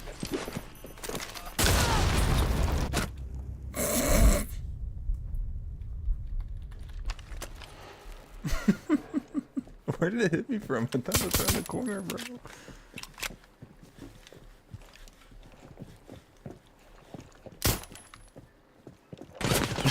That was around the corner, bro. I swear. Oh, nah, cap.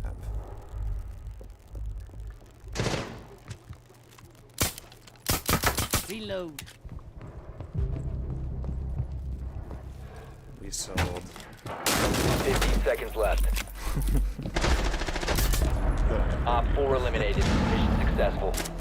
0-4. Let me lock in. Oh shit, I tabbed out. What did I just hit?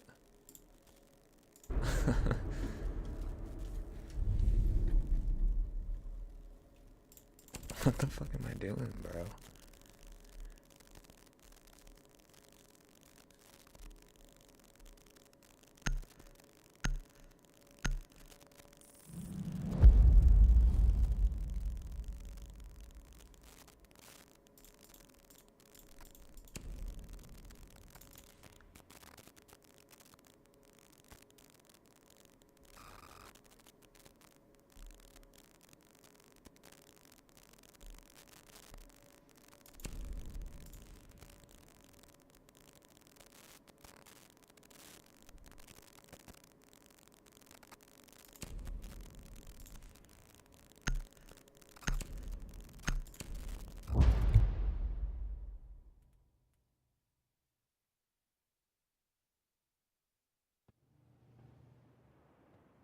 Secure the area. Keep the bombs protected.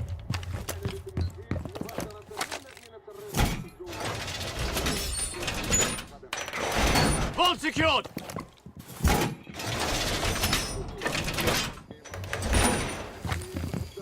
Be advised, a bomb location has been compromised. Activate jammer. Down go now. Reloading now. Reloading mag! Activate jammer. 10 seconds left. Down to 5 seconds. Bomb located by Op 4. Jammer radio activate.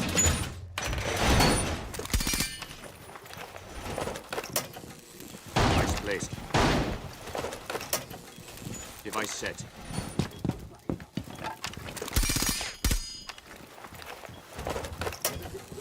Device activated.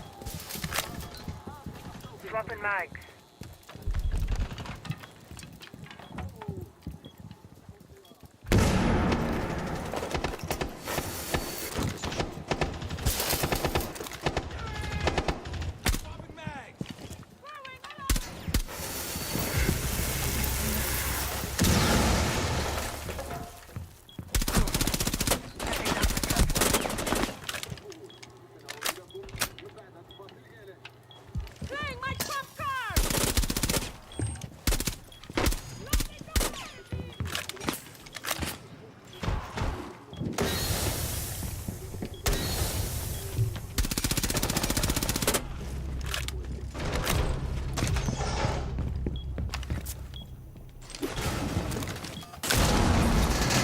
Last operator standing. Op 4 is defusing a bomb. You need to disable their diffuser. This pre-fires me when I run up. Like, I can't. What the fuck? Diffuser located. Disable it. Mission failed. All friendlies have been neutralized.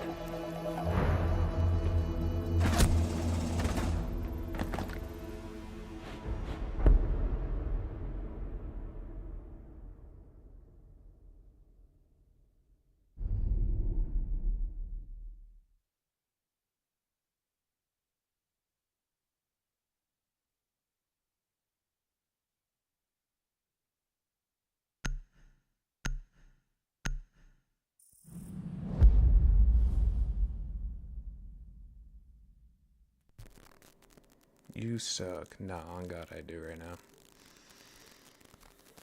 My fucking first game on today on Fortress, or just first game on in general. I'm ass, bro. I don't know what the fuck I'm doing right now.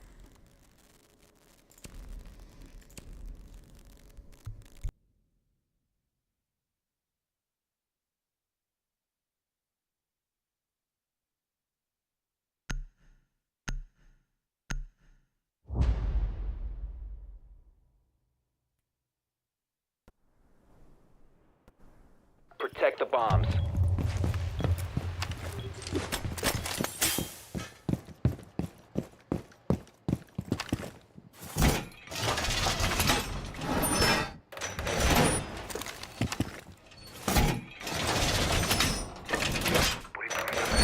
Wall secured!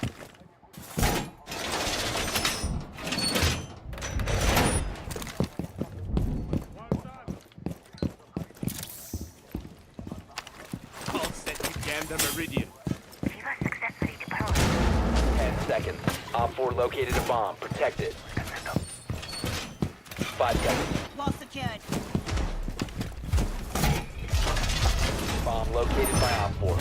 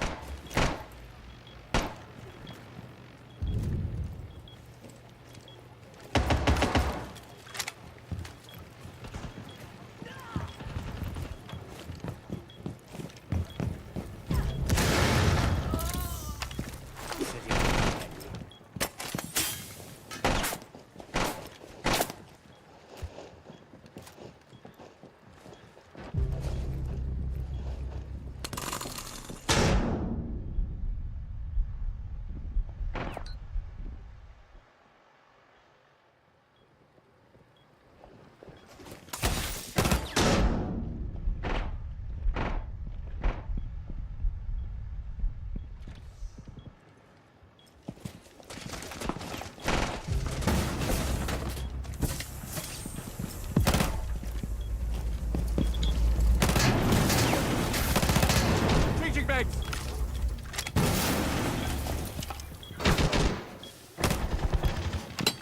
Venting toxin! One friendly operator remaining.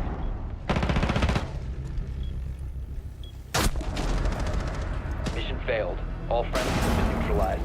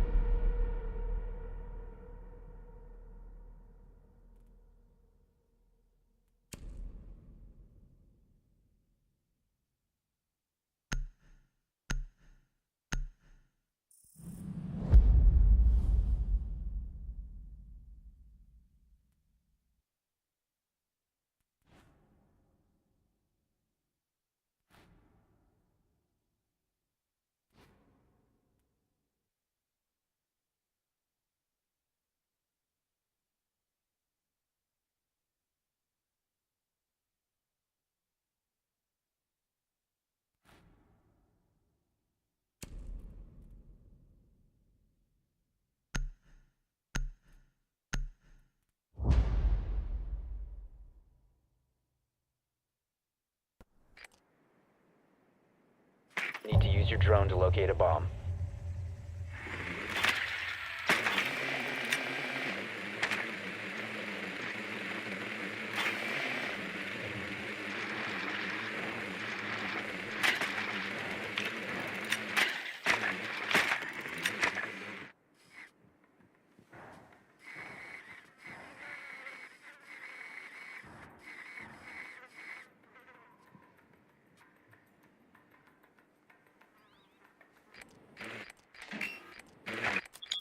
Drone has located a bomb. 10 seconds to go. 5 seconds to go. Proceed to bomb's location and defuse it.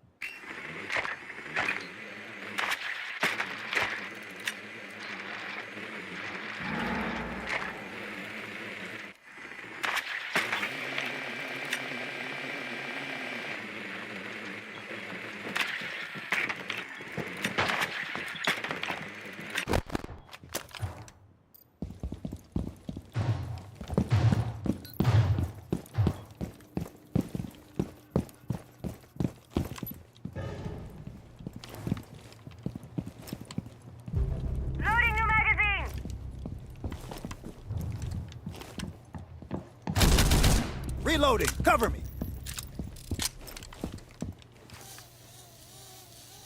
Death mark on the way. There you are. As my friend would say, time to make a new door. Stay clear! All set to blowing up!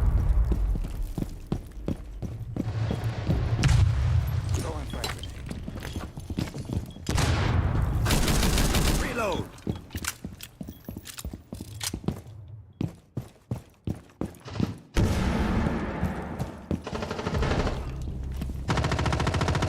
Op 4 last operator standing.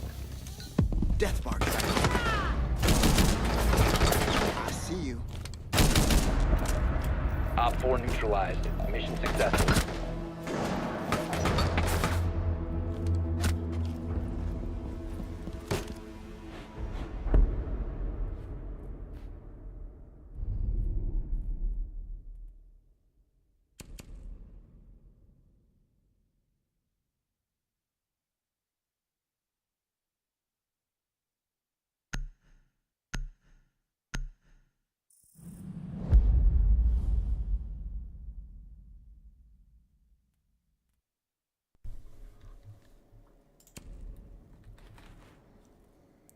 Jail. I just played with Jail yesterday, bro. I've been playing with this fool like every other day randomly.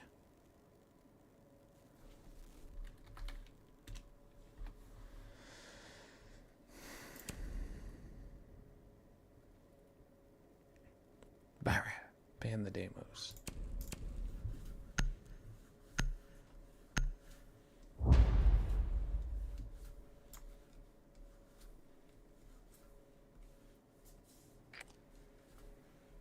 Need to use your drone to locate a bomb.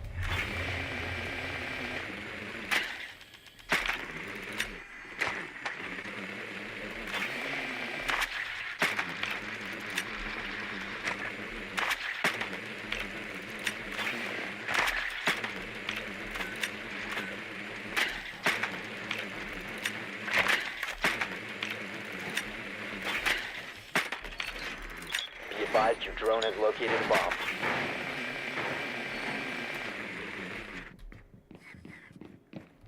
Seconds to insertion. 5 seconds before insertion. You found a bomb. Make your way to its location and defuse it. Should have went for him. Not gonna lie.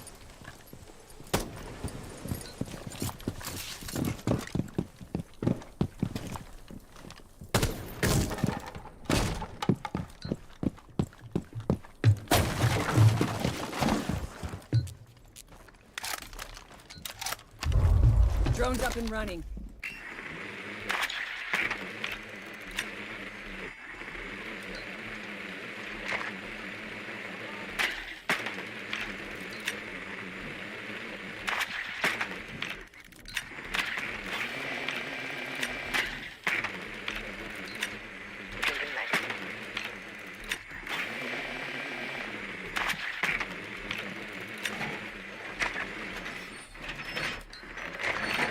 Still setting up, got off.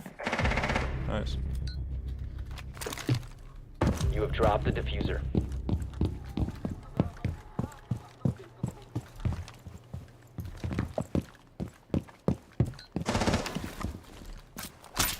Claymore primed.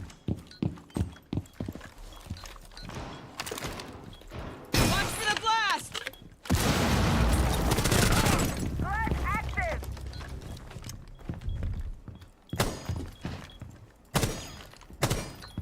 Good roaming. Get clear! Hacking.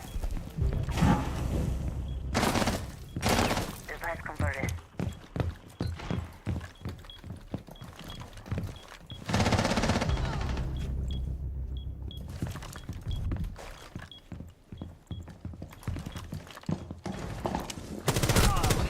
Down to one friendly. One op 4 remaining.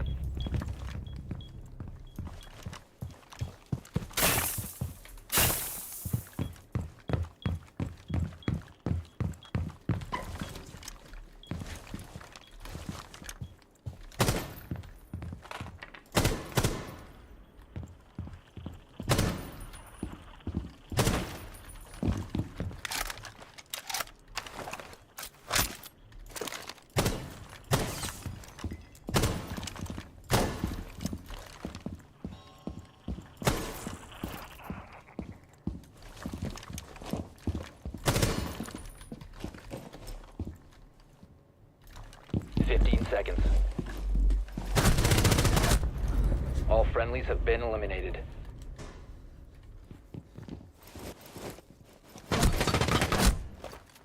I sold, bro. I sold on the crouch.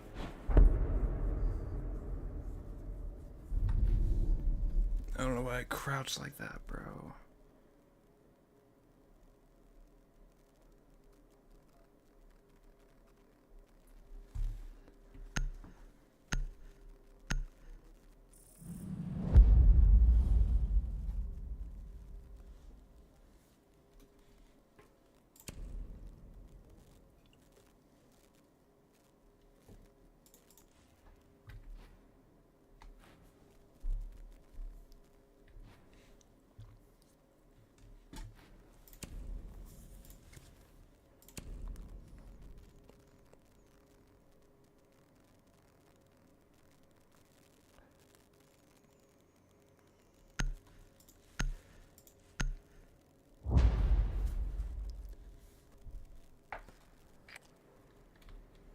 We need to locate a bomb.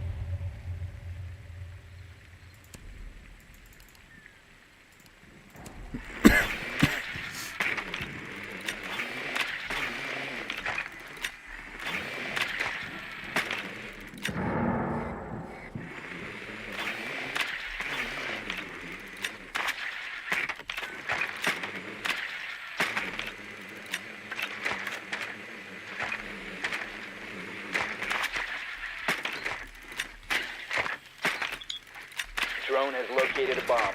10 seconds to insertion. 5 seconds to insertion. Excuse me. Fuck. Alright, guys. You've located a bomb. Make your way to its location and defuse it.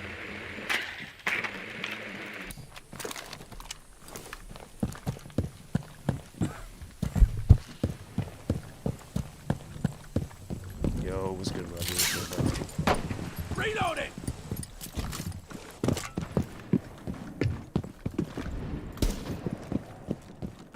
Already have Thatcher.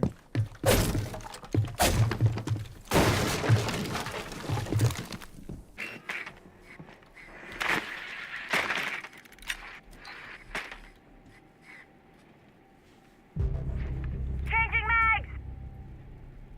Breaching sequence activated.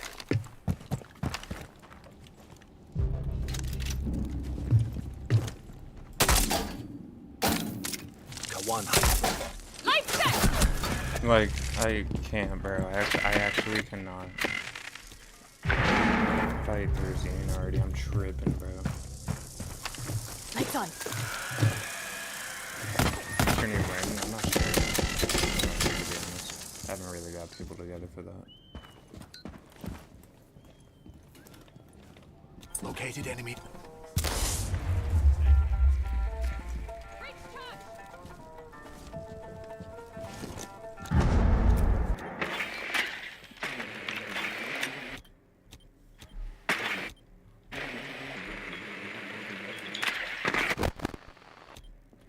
Watch out. Enemy device nearby. Enemy devices out like a light. One op 4 remaining.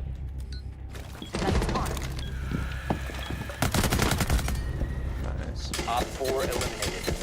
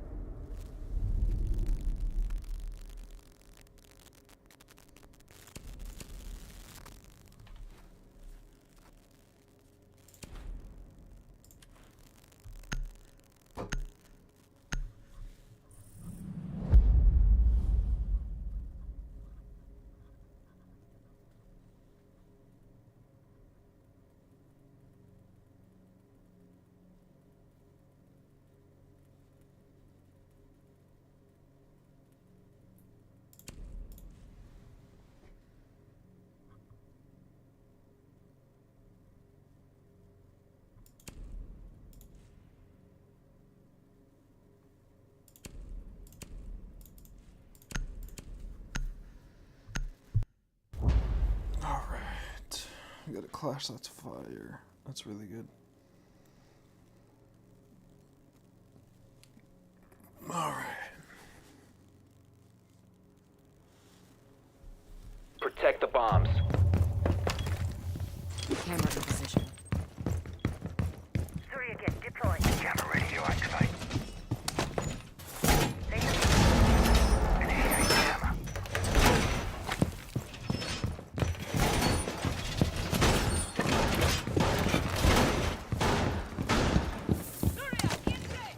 New camera feed up and running. I dare you. Yeah, bottom stairs. Deploying jammer. I was gonna punch him down. 10 seconds remaining. Alright. 5 seconds to insertion. Bomb location secure. This one a little bit left, so I had to get bottom stair. New camera feed up and running. Shield deployed. Nice. Kinda.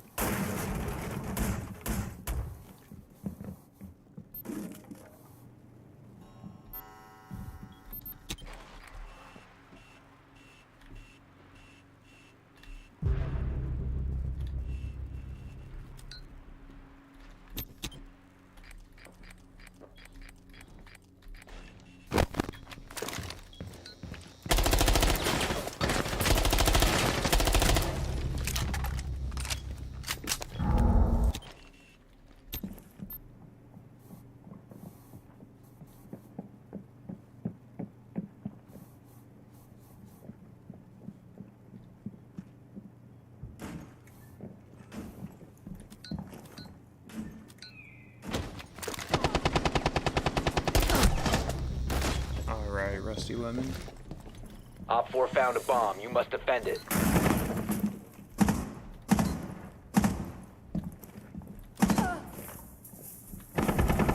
Nice. Like, how does that guy kill me? Whatever. He got the luckiest fucking head peek.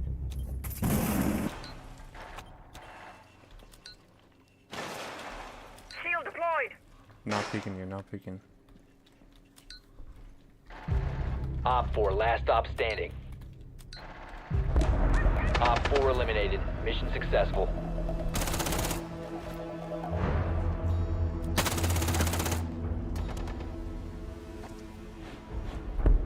Hold up, team. Hold up, stack.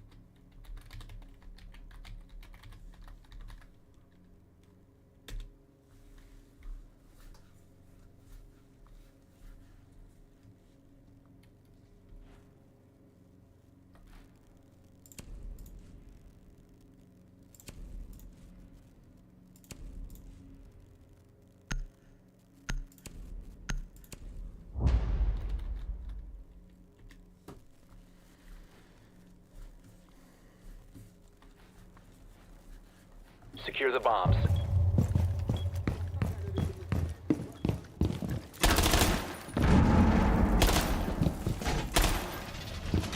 Laser gate in position.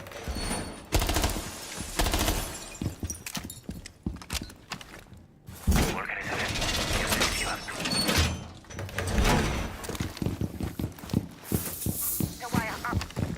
Camera in position. Op 4 located a bomb. Protect it. Alright, I can't shoot a drone. 10 seconds left. What is my DPS is high? 5 seconds left. I turned on my Loading new DPI mag. yesterday and it was yesterday. Op 4 has located a bomb. Get ready to engage. Lost the kid. Camera feed up and running. Holy. Activate the camera.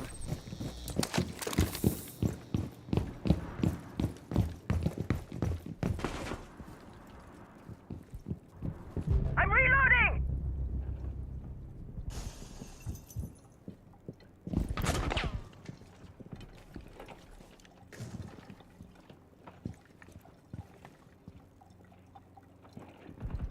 Of course I have a shield.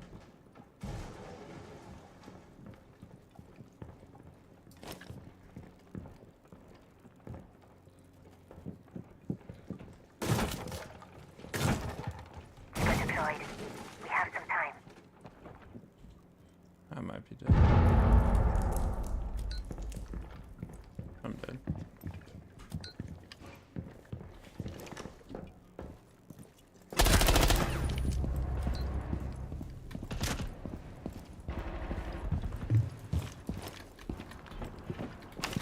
Moving that. Loading new mag.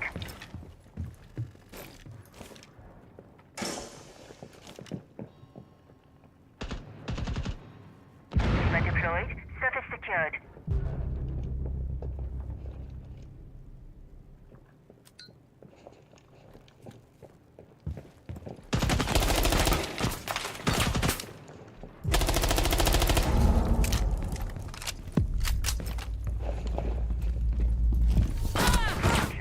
I didn't think he was there. Thanks teammates. Thank you for using the fucking cams.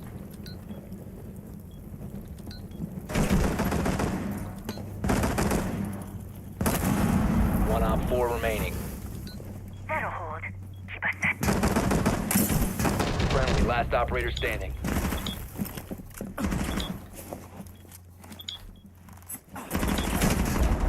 Op 4 eliminated. Mission successful. Nice.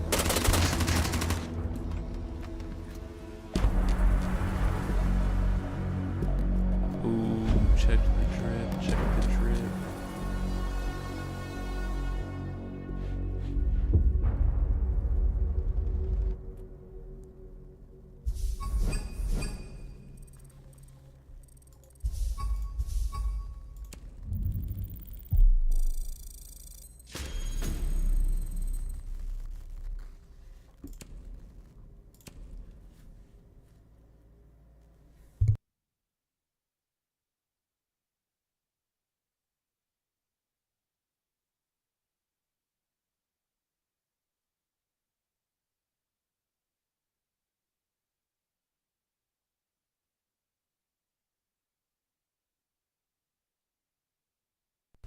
Alright.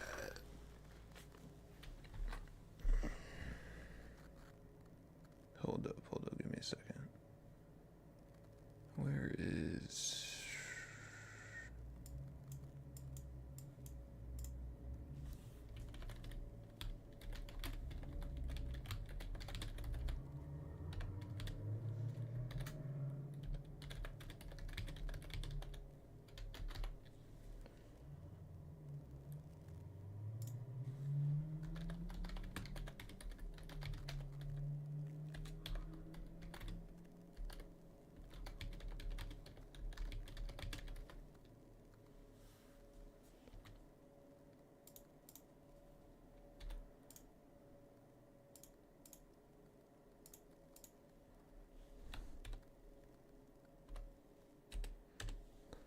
Alright, cool.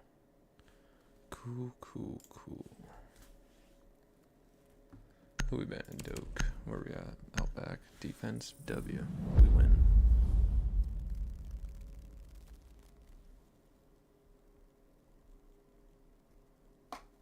W stream today? Yeah, bro. Hell yeah, you already know. There's a good amount of people up in here. I like it. Little Friday stream. We were just watching fucking Shopify Rebellion put belt to ass. Hell yeah. Alright, I ain't trying to get breached every game. I'm tired of doing that. But I have to.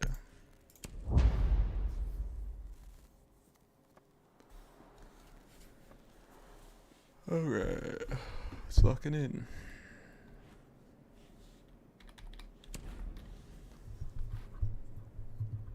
Was it 2 more games? I think just 2. Protect the bombs.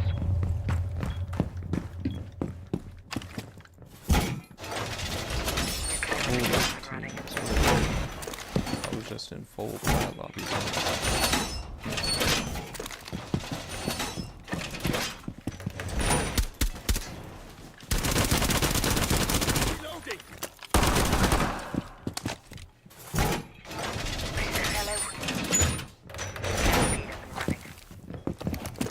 Reloading.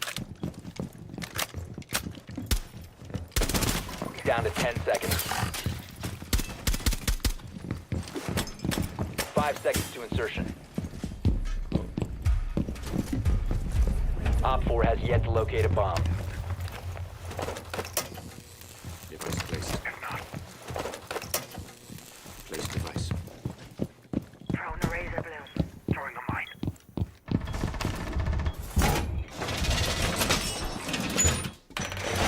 Wall fortified!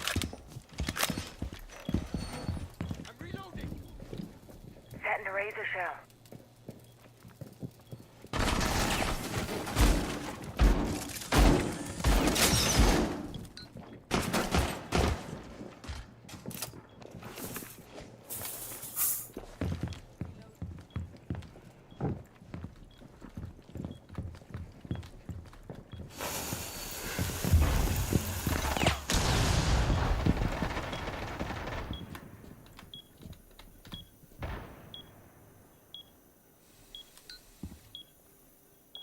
We're kind of cooked here, I'm not going to lie to you guys. We're kind of fucked. 5v5 Be advised, Op 4 has located a bomb. I'm scared Buck's just going to come through and blast my shit. Okay. Reloading!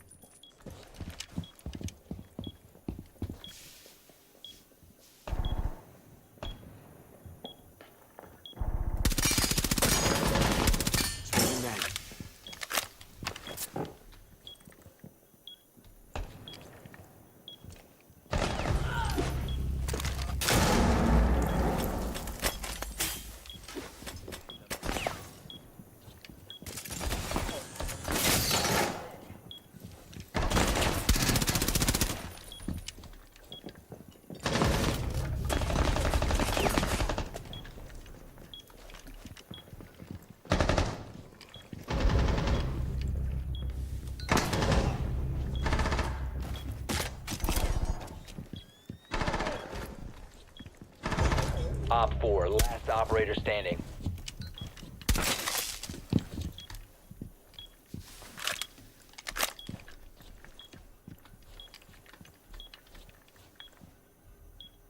Seconds. 10 seconds left. Op 4 eliminated. Mission successful. Nice, nice.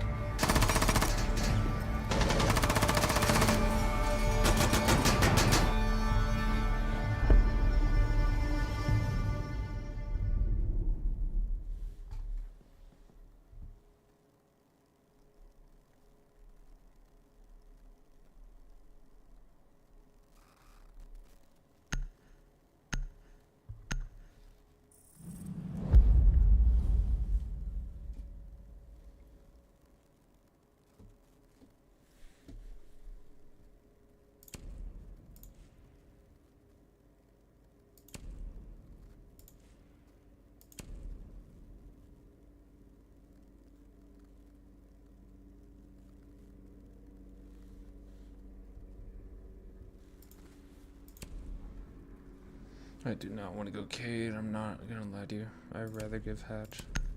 Or Breach, I mean. Thank you. Like, I really don't want to go Cade.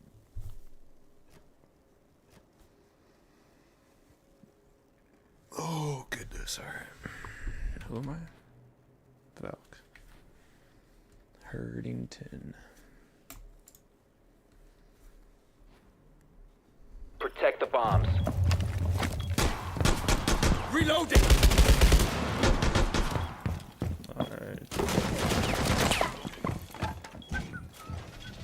New feed active.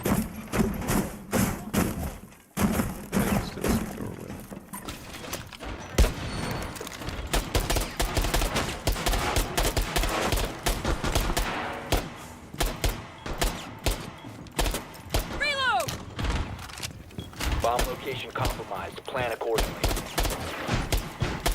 10 seconds to insertion. I just need to shoot at those, but like, I don't know. 5 seconds.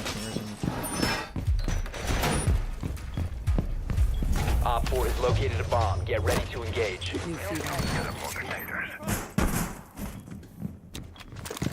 Heard. Alright. So we're selling the team. Wait, isn't it? Yeah, this is we're selling. They don't like here. Camera feed up and running. Loading the mag. Shield ready.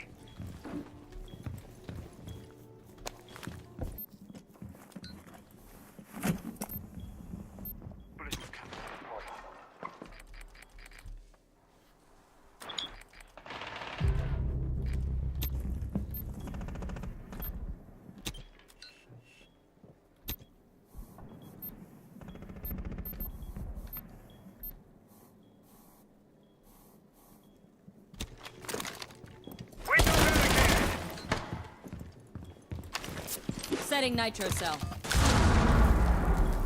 Retrieved.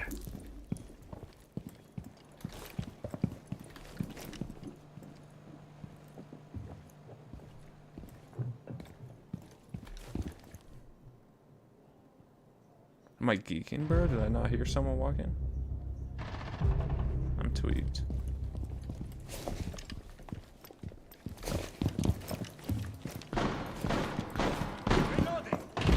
Op 4, last operator standing. Barricading door!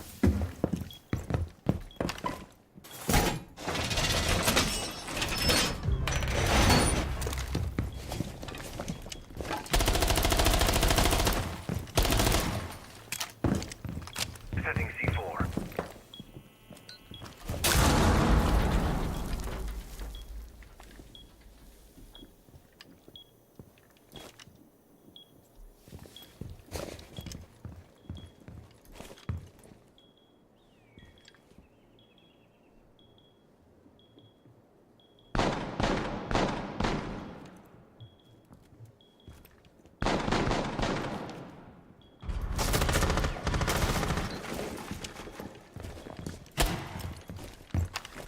Loading new mag.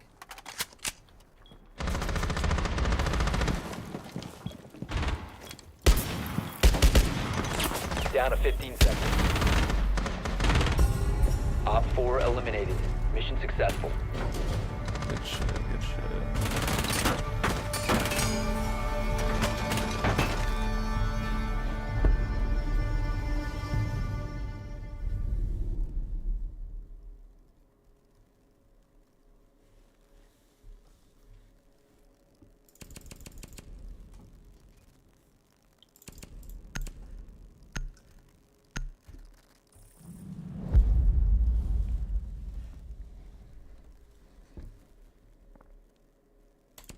All right.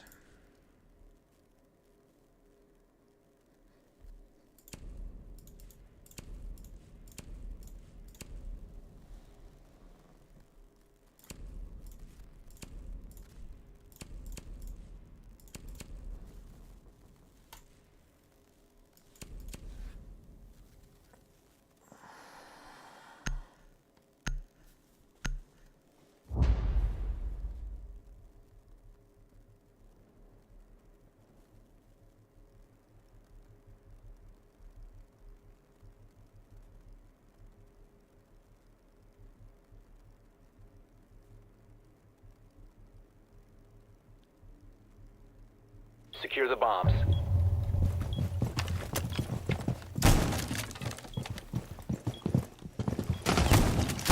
Op 4 located a bomb. Protect it. Reload!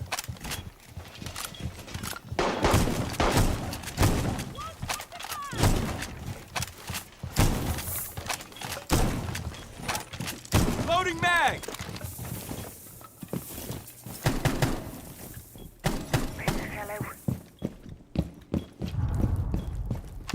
10 seconds.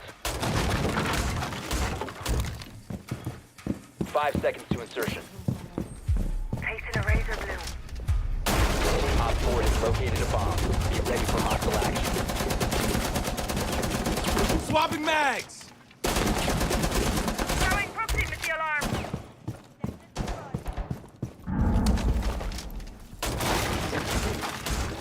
Reloading!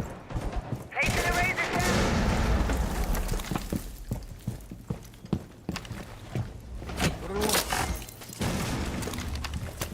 Swapping mags.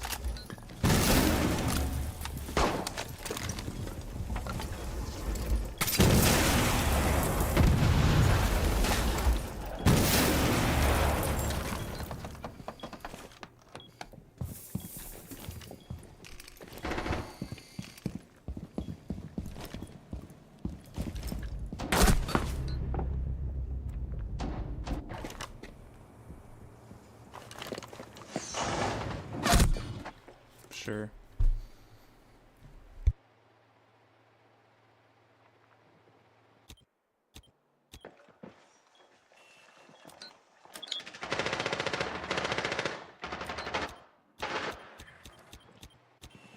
Op 4 is defusing a bomb. You need to disable their diffuser. Bro, what are we actually? Friendly, last operator standing. What are we actually doing? Cav, what are you gonna do? Why is it putting these fuck ass lines? Why are they solo team? You know. Mission failed. All friendlies were eliminated.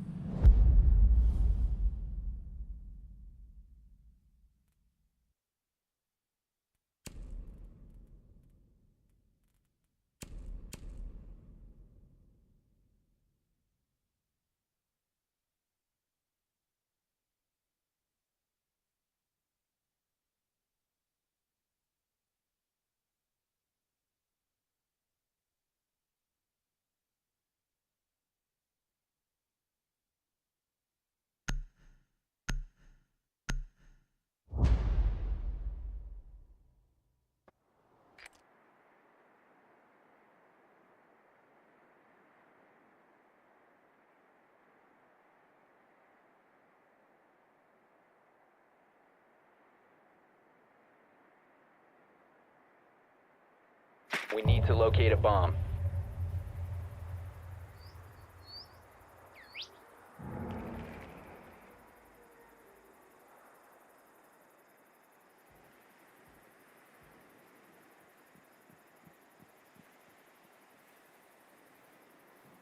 Your drone has found a bomb.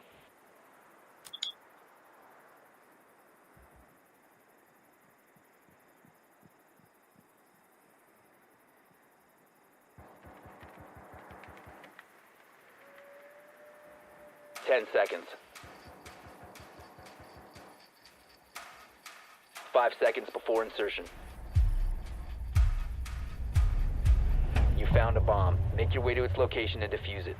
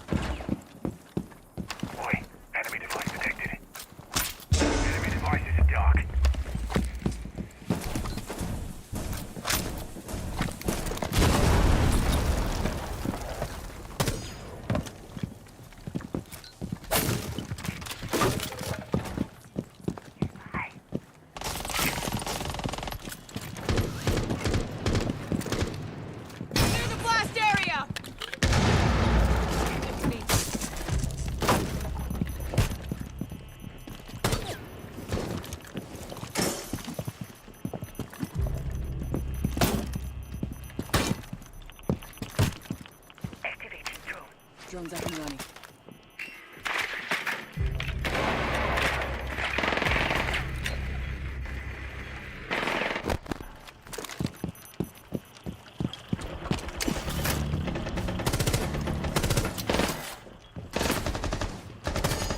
One on 4 remaining.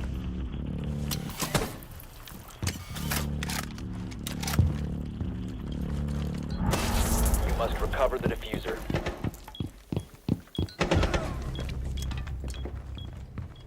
The diffuser is now secured.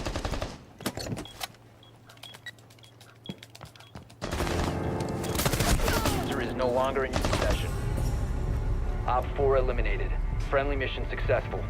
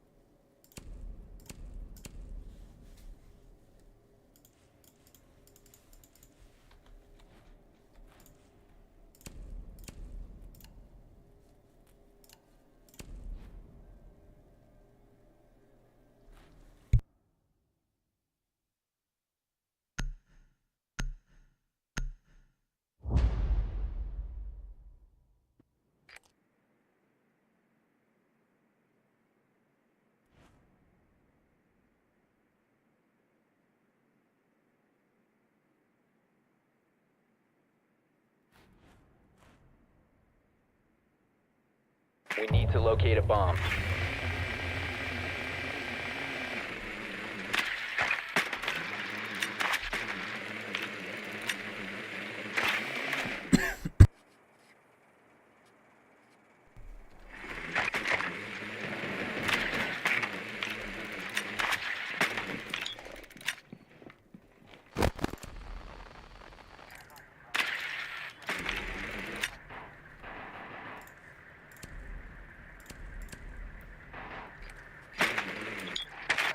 Insertion in 10 seconds. 5 seconds to go. A bomb must be located and defused.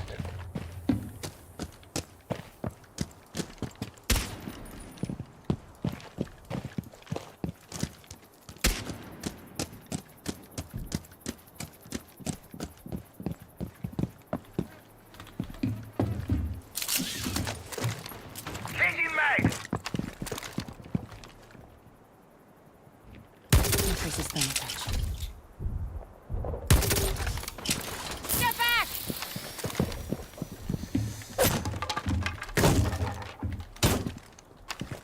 Drone activated.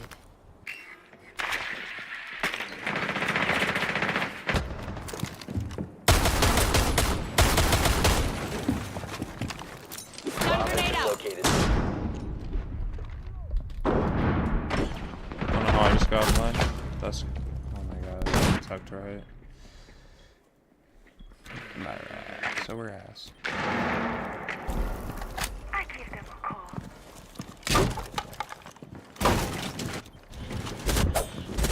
I'm reloading! Yeah, like, I need to push in. I've got my eye on you. Cam ready.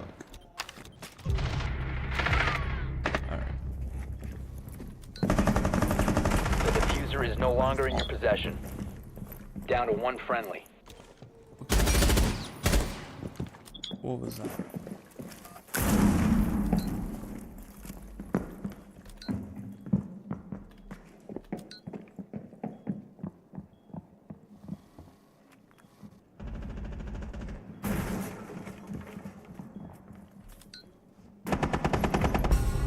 All friendlies have been eliminated. Alright, we're just gonna go there now. Nice stuff fucking around. Need luck.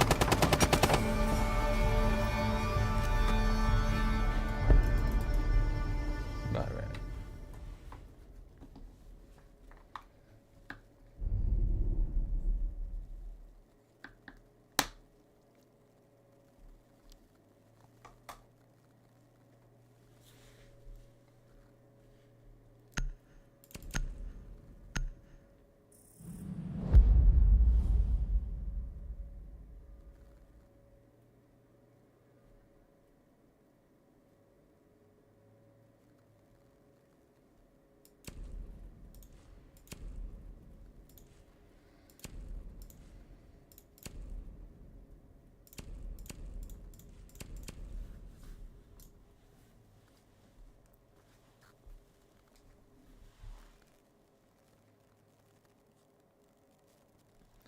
You win these, not for real.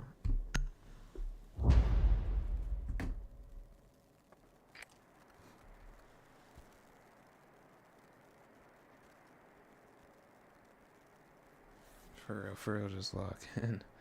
Type shit.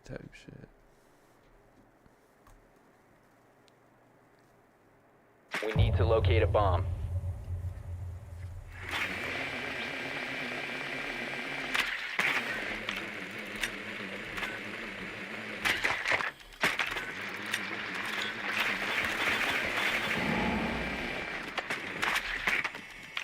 Alright. Oh no, what the fuck?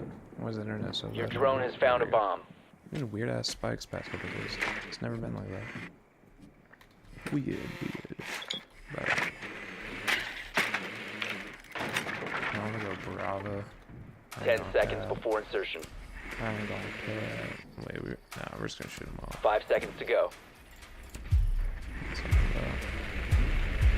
You found a bomb. Easy. Make your way to its location and defuse it. Have a manager or what? What is that for now?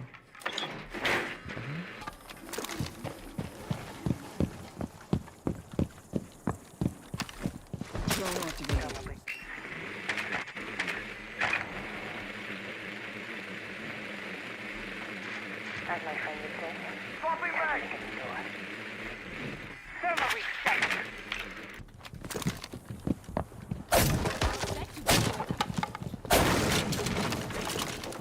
Stay clear of the blast! Get more! Ready! Hive is active. Concussion! Clear the blast area!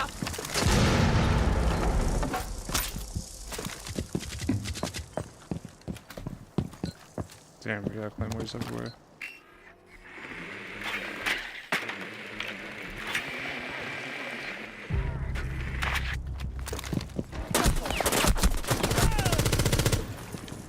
Swapping mags. Deploying the drone.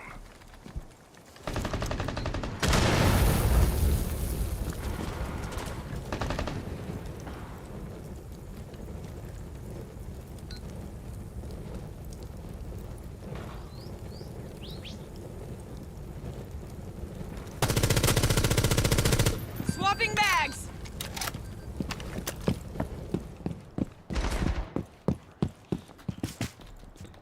Must Stabilizing. recover the diffuser.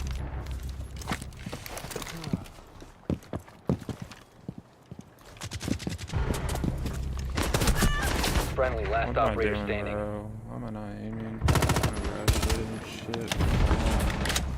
What the fuck is my team doing? We're all dying jump outs. All friendlies have been eliminated. Holy.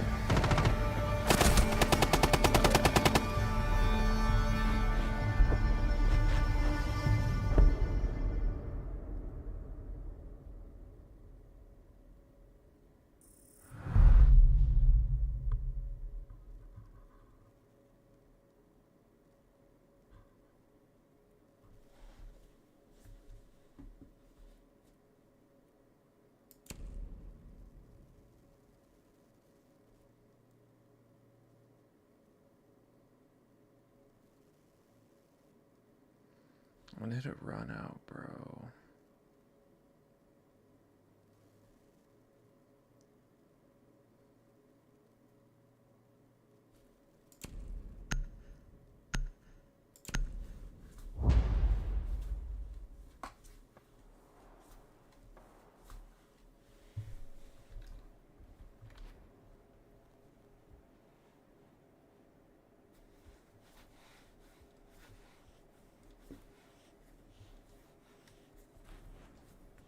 Protect the bombs.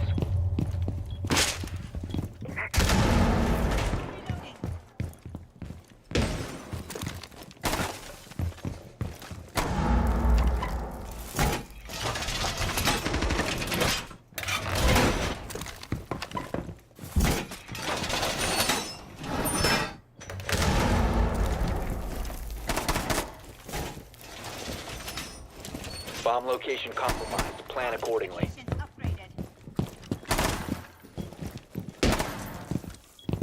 Down to 10 seconds. 5 seconds. Bomb located by Op 4. Camera's coming online now. Keep our positions. Drawing if not.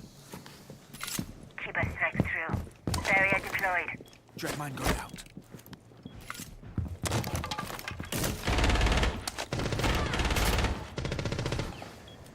As designed, Kiba activated. Throwing a mine.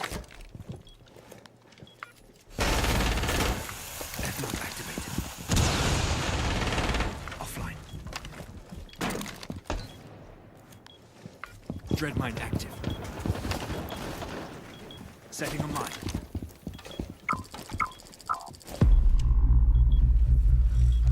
Secure active. Loading new mag!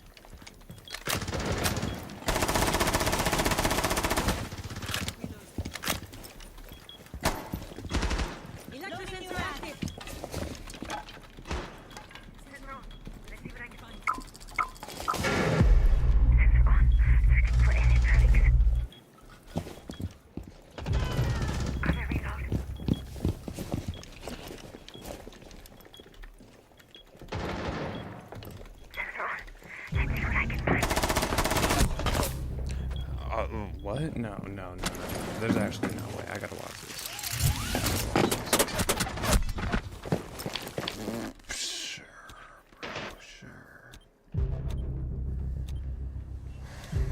Changing maps. Let's go, team. You guys got it. We got a really good setup still. Gotta reload. Barrier placed. We're covered.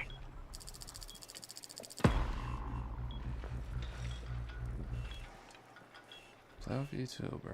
Just play off util, please. For the love of Friendly, last operator standing. No, please. Just play off util, guys. What are we doing? We gotta go through hella shit. Op 4, last stop standing. There we go. Friendly's victorious. Hostiles eliminated.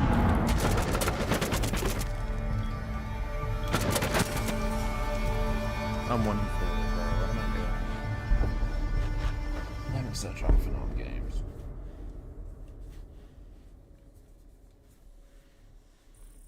Still warming up and shit. I'm just solo queuing. Shit sucks. Whatever.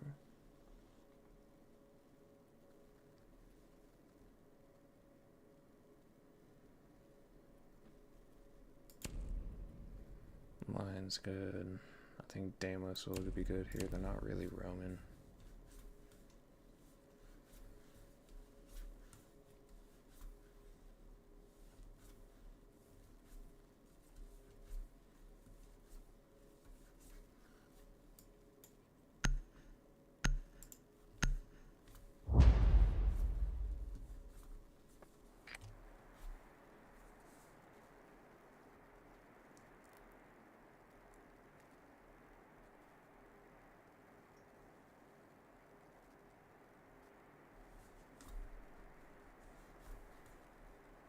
Need to use your drone to locate a bomb.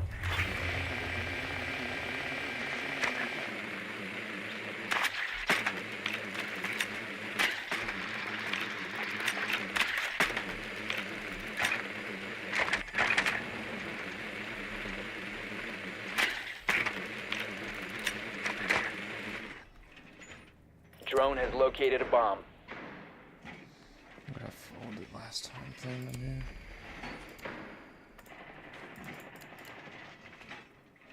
They're not gonna hit breach, huh? 10 seconds. Yeah, my team's not gonna hit breach. Or hit one of those Insertion balls. in 5 seconds.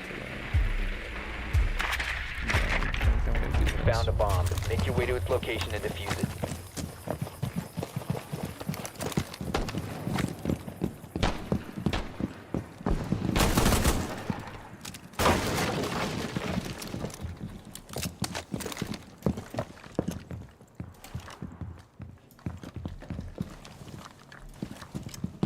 Drone activated. Alright. teleporting.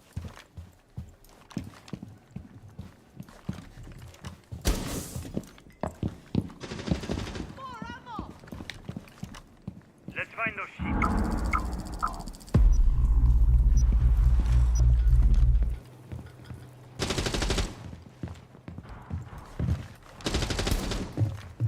Let's call some chaos. Okay.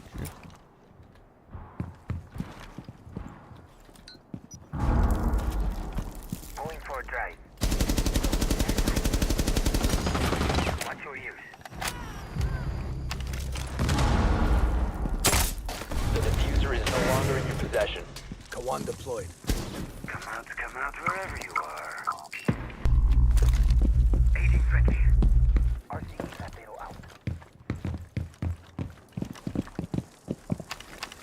Don't move. I've got you. Coming up. Kawan deployed successful. The diffuser has been secured. Kawan Throwing failed to projector deploy. system. You have dropped the diffuser. Hunt!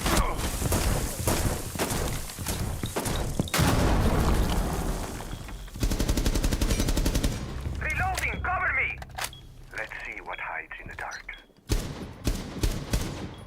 The diffuser has been recovered. How are you?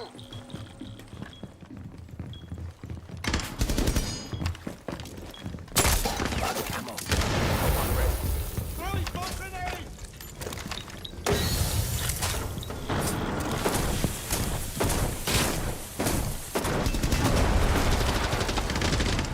Op 4 last op.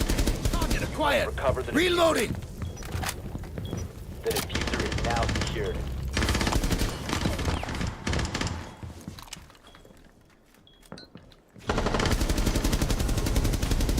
Op 4 eliminated. Friendly mission successful. There we go.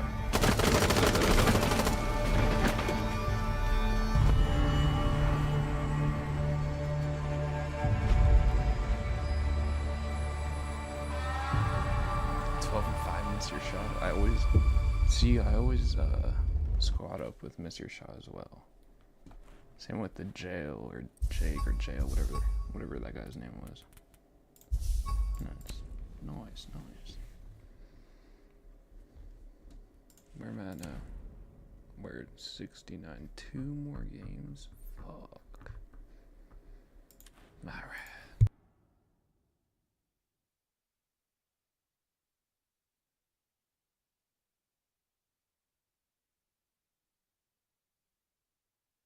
Let me check something real quick.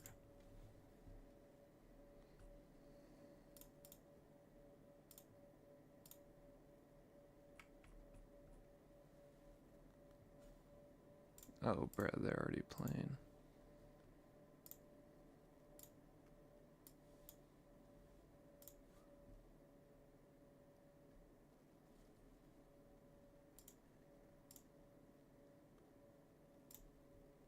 This and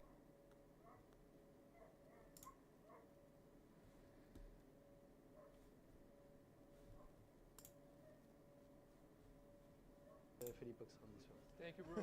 You won this time. No way, phases up, bro.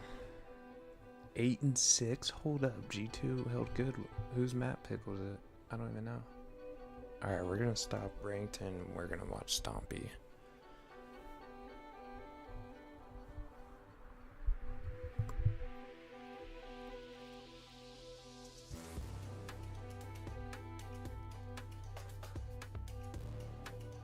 First game was close, was it?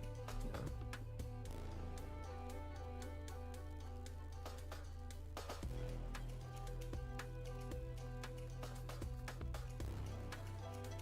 Lock in G2. I think they get dropped after this, right?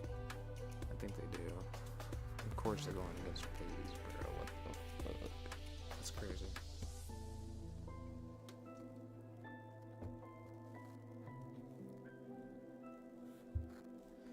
Alright, let's run it.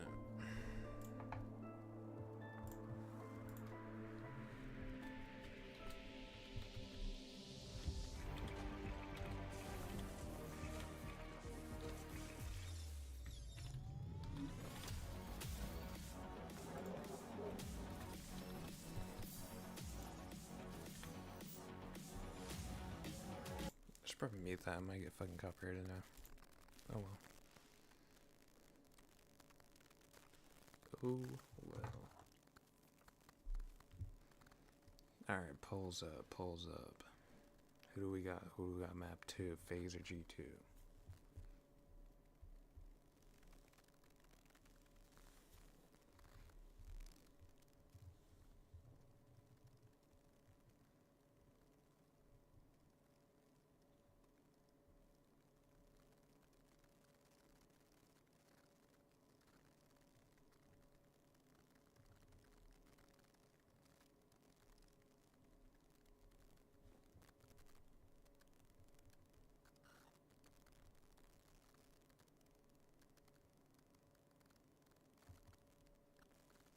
Love stomping, but FaZe, to be honest, yeah, low-key, huh?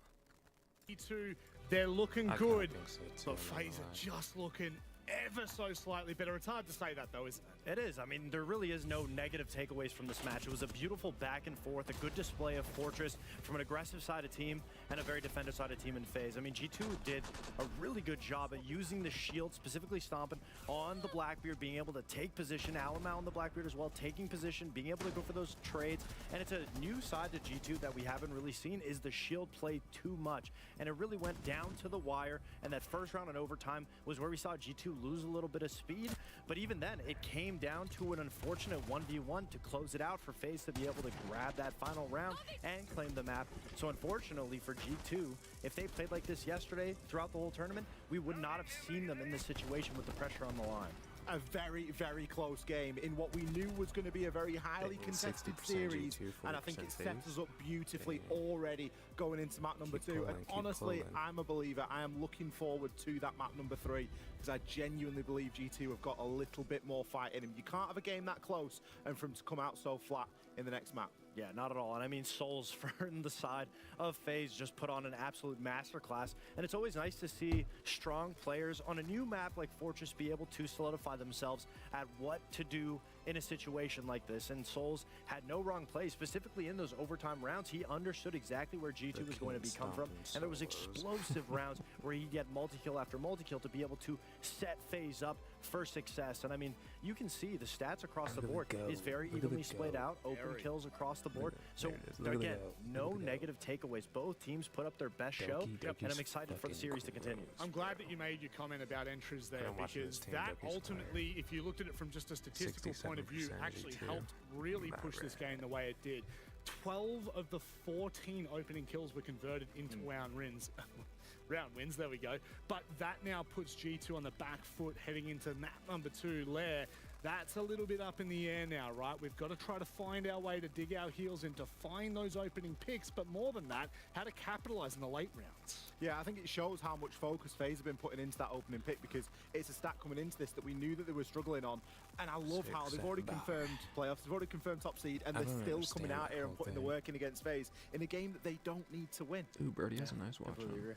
One player individually, you mentioned him before, how about we mention him again? What a ridiculous performance here on map 1. I mean, we were saying exceptional play from him. I mean, you can see he's usually on that support flex role, so he's not necessarily in the position to be getting kills, but the way that FaZe is comprised, they're slowly taking position, slowly losing those opening kills, so that Souls can be in a position to be able to clutch up, and man, was he good. Always holding those angles. Some of these rounds on defense is where he was really showing the masterclass, just individually being able to lock down areas, get a kill after another kill, and it's not necessarily about the nicest shots that we're seeing, no flicks here and there, but it's his positioning, and that's something from the LATAM region that we always see, is the positioning is always perfect, and Souls had no missteps. Constantly, every decision was for a reason, and he'd always get a kill to be able to impact off of it. I've been fortunate enough to watch Souls for years now, and he always delivers in those big moments. 93% cost. And as you said, Fox, from a backline player, he's not necessarily the archetypal support role, but he does fill that flex support role. He isn't the entry, he isn't the guy that you're looking toward to get a ruck of kills, but you know that if he's pulling them off, it's because he's very often left in the clutch, and that's exactly how that first map ended. G2 are well and truly on the ropes right now. But the best part about this match, it is the jewel of G2's fate. It's in their own hands. Only they can progress through to phase 2, and only we can leave you in the capable hands of your Australian. That's right, commentators. First season is crazy though, yeah. Unfortunately for G2, it's been 8-7, 8-6, 8-6 losses, 3 straight, and it puts them now in a dire predicament. They have to, they must win Lair and win Border, or they are out of the 6 Invitational. I'm not gonna do G2 rebound. Alright, can we start map 2?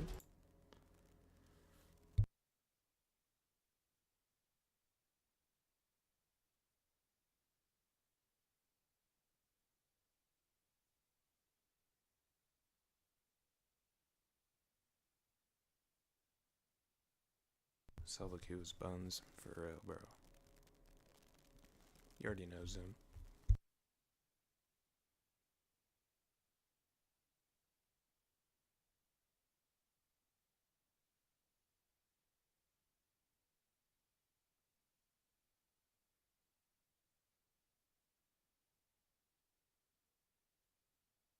UB needs to fix matchmaking, they really do.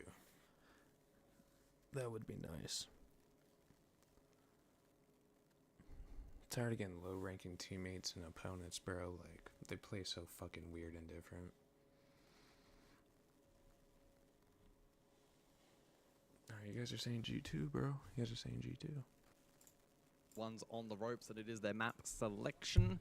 Since August, it's 4th preference. They have a 4-2 record across 6 plays, positive attack and defensive win rate. They last took on Falcons. That was 61 days ago. They lost that out narrowly in regulation, 5-7. But their last win. Their last win also against Falcons, but that was a 15-rounder. So let's see if this one is another close matchup. On the flip side for FaZe, 6-3 over the last 6 months, but they did lose it yesterday to D+, 3-7, and it is actually a high preference map for them, so it's not going to be easy for G2.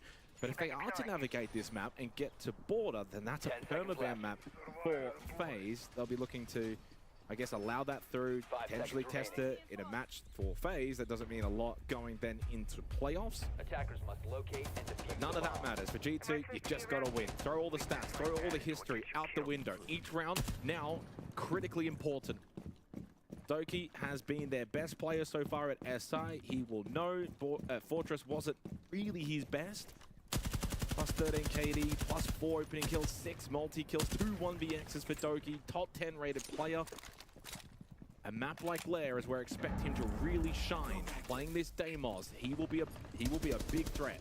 Yep, absolutely. Certainly one of his favorite operators historically and at this event, and it's been critically impactful, especially when you think about first 4 lurks, gaining information, being a threat, cutting rotations, etc. Doki can be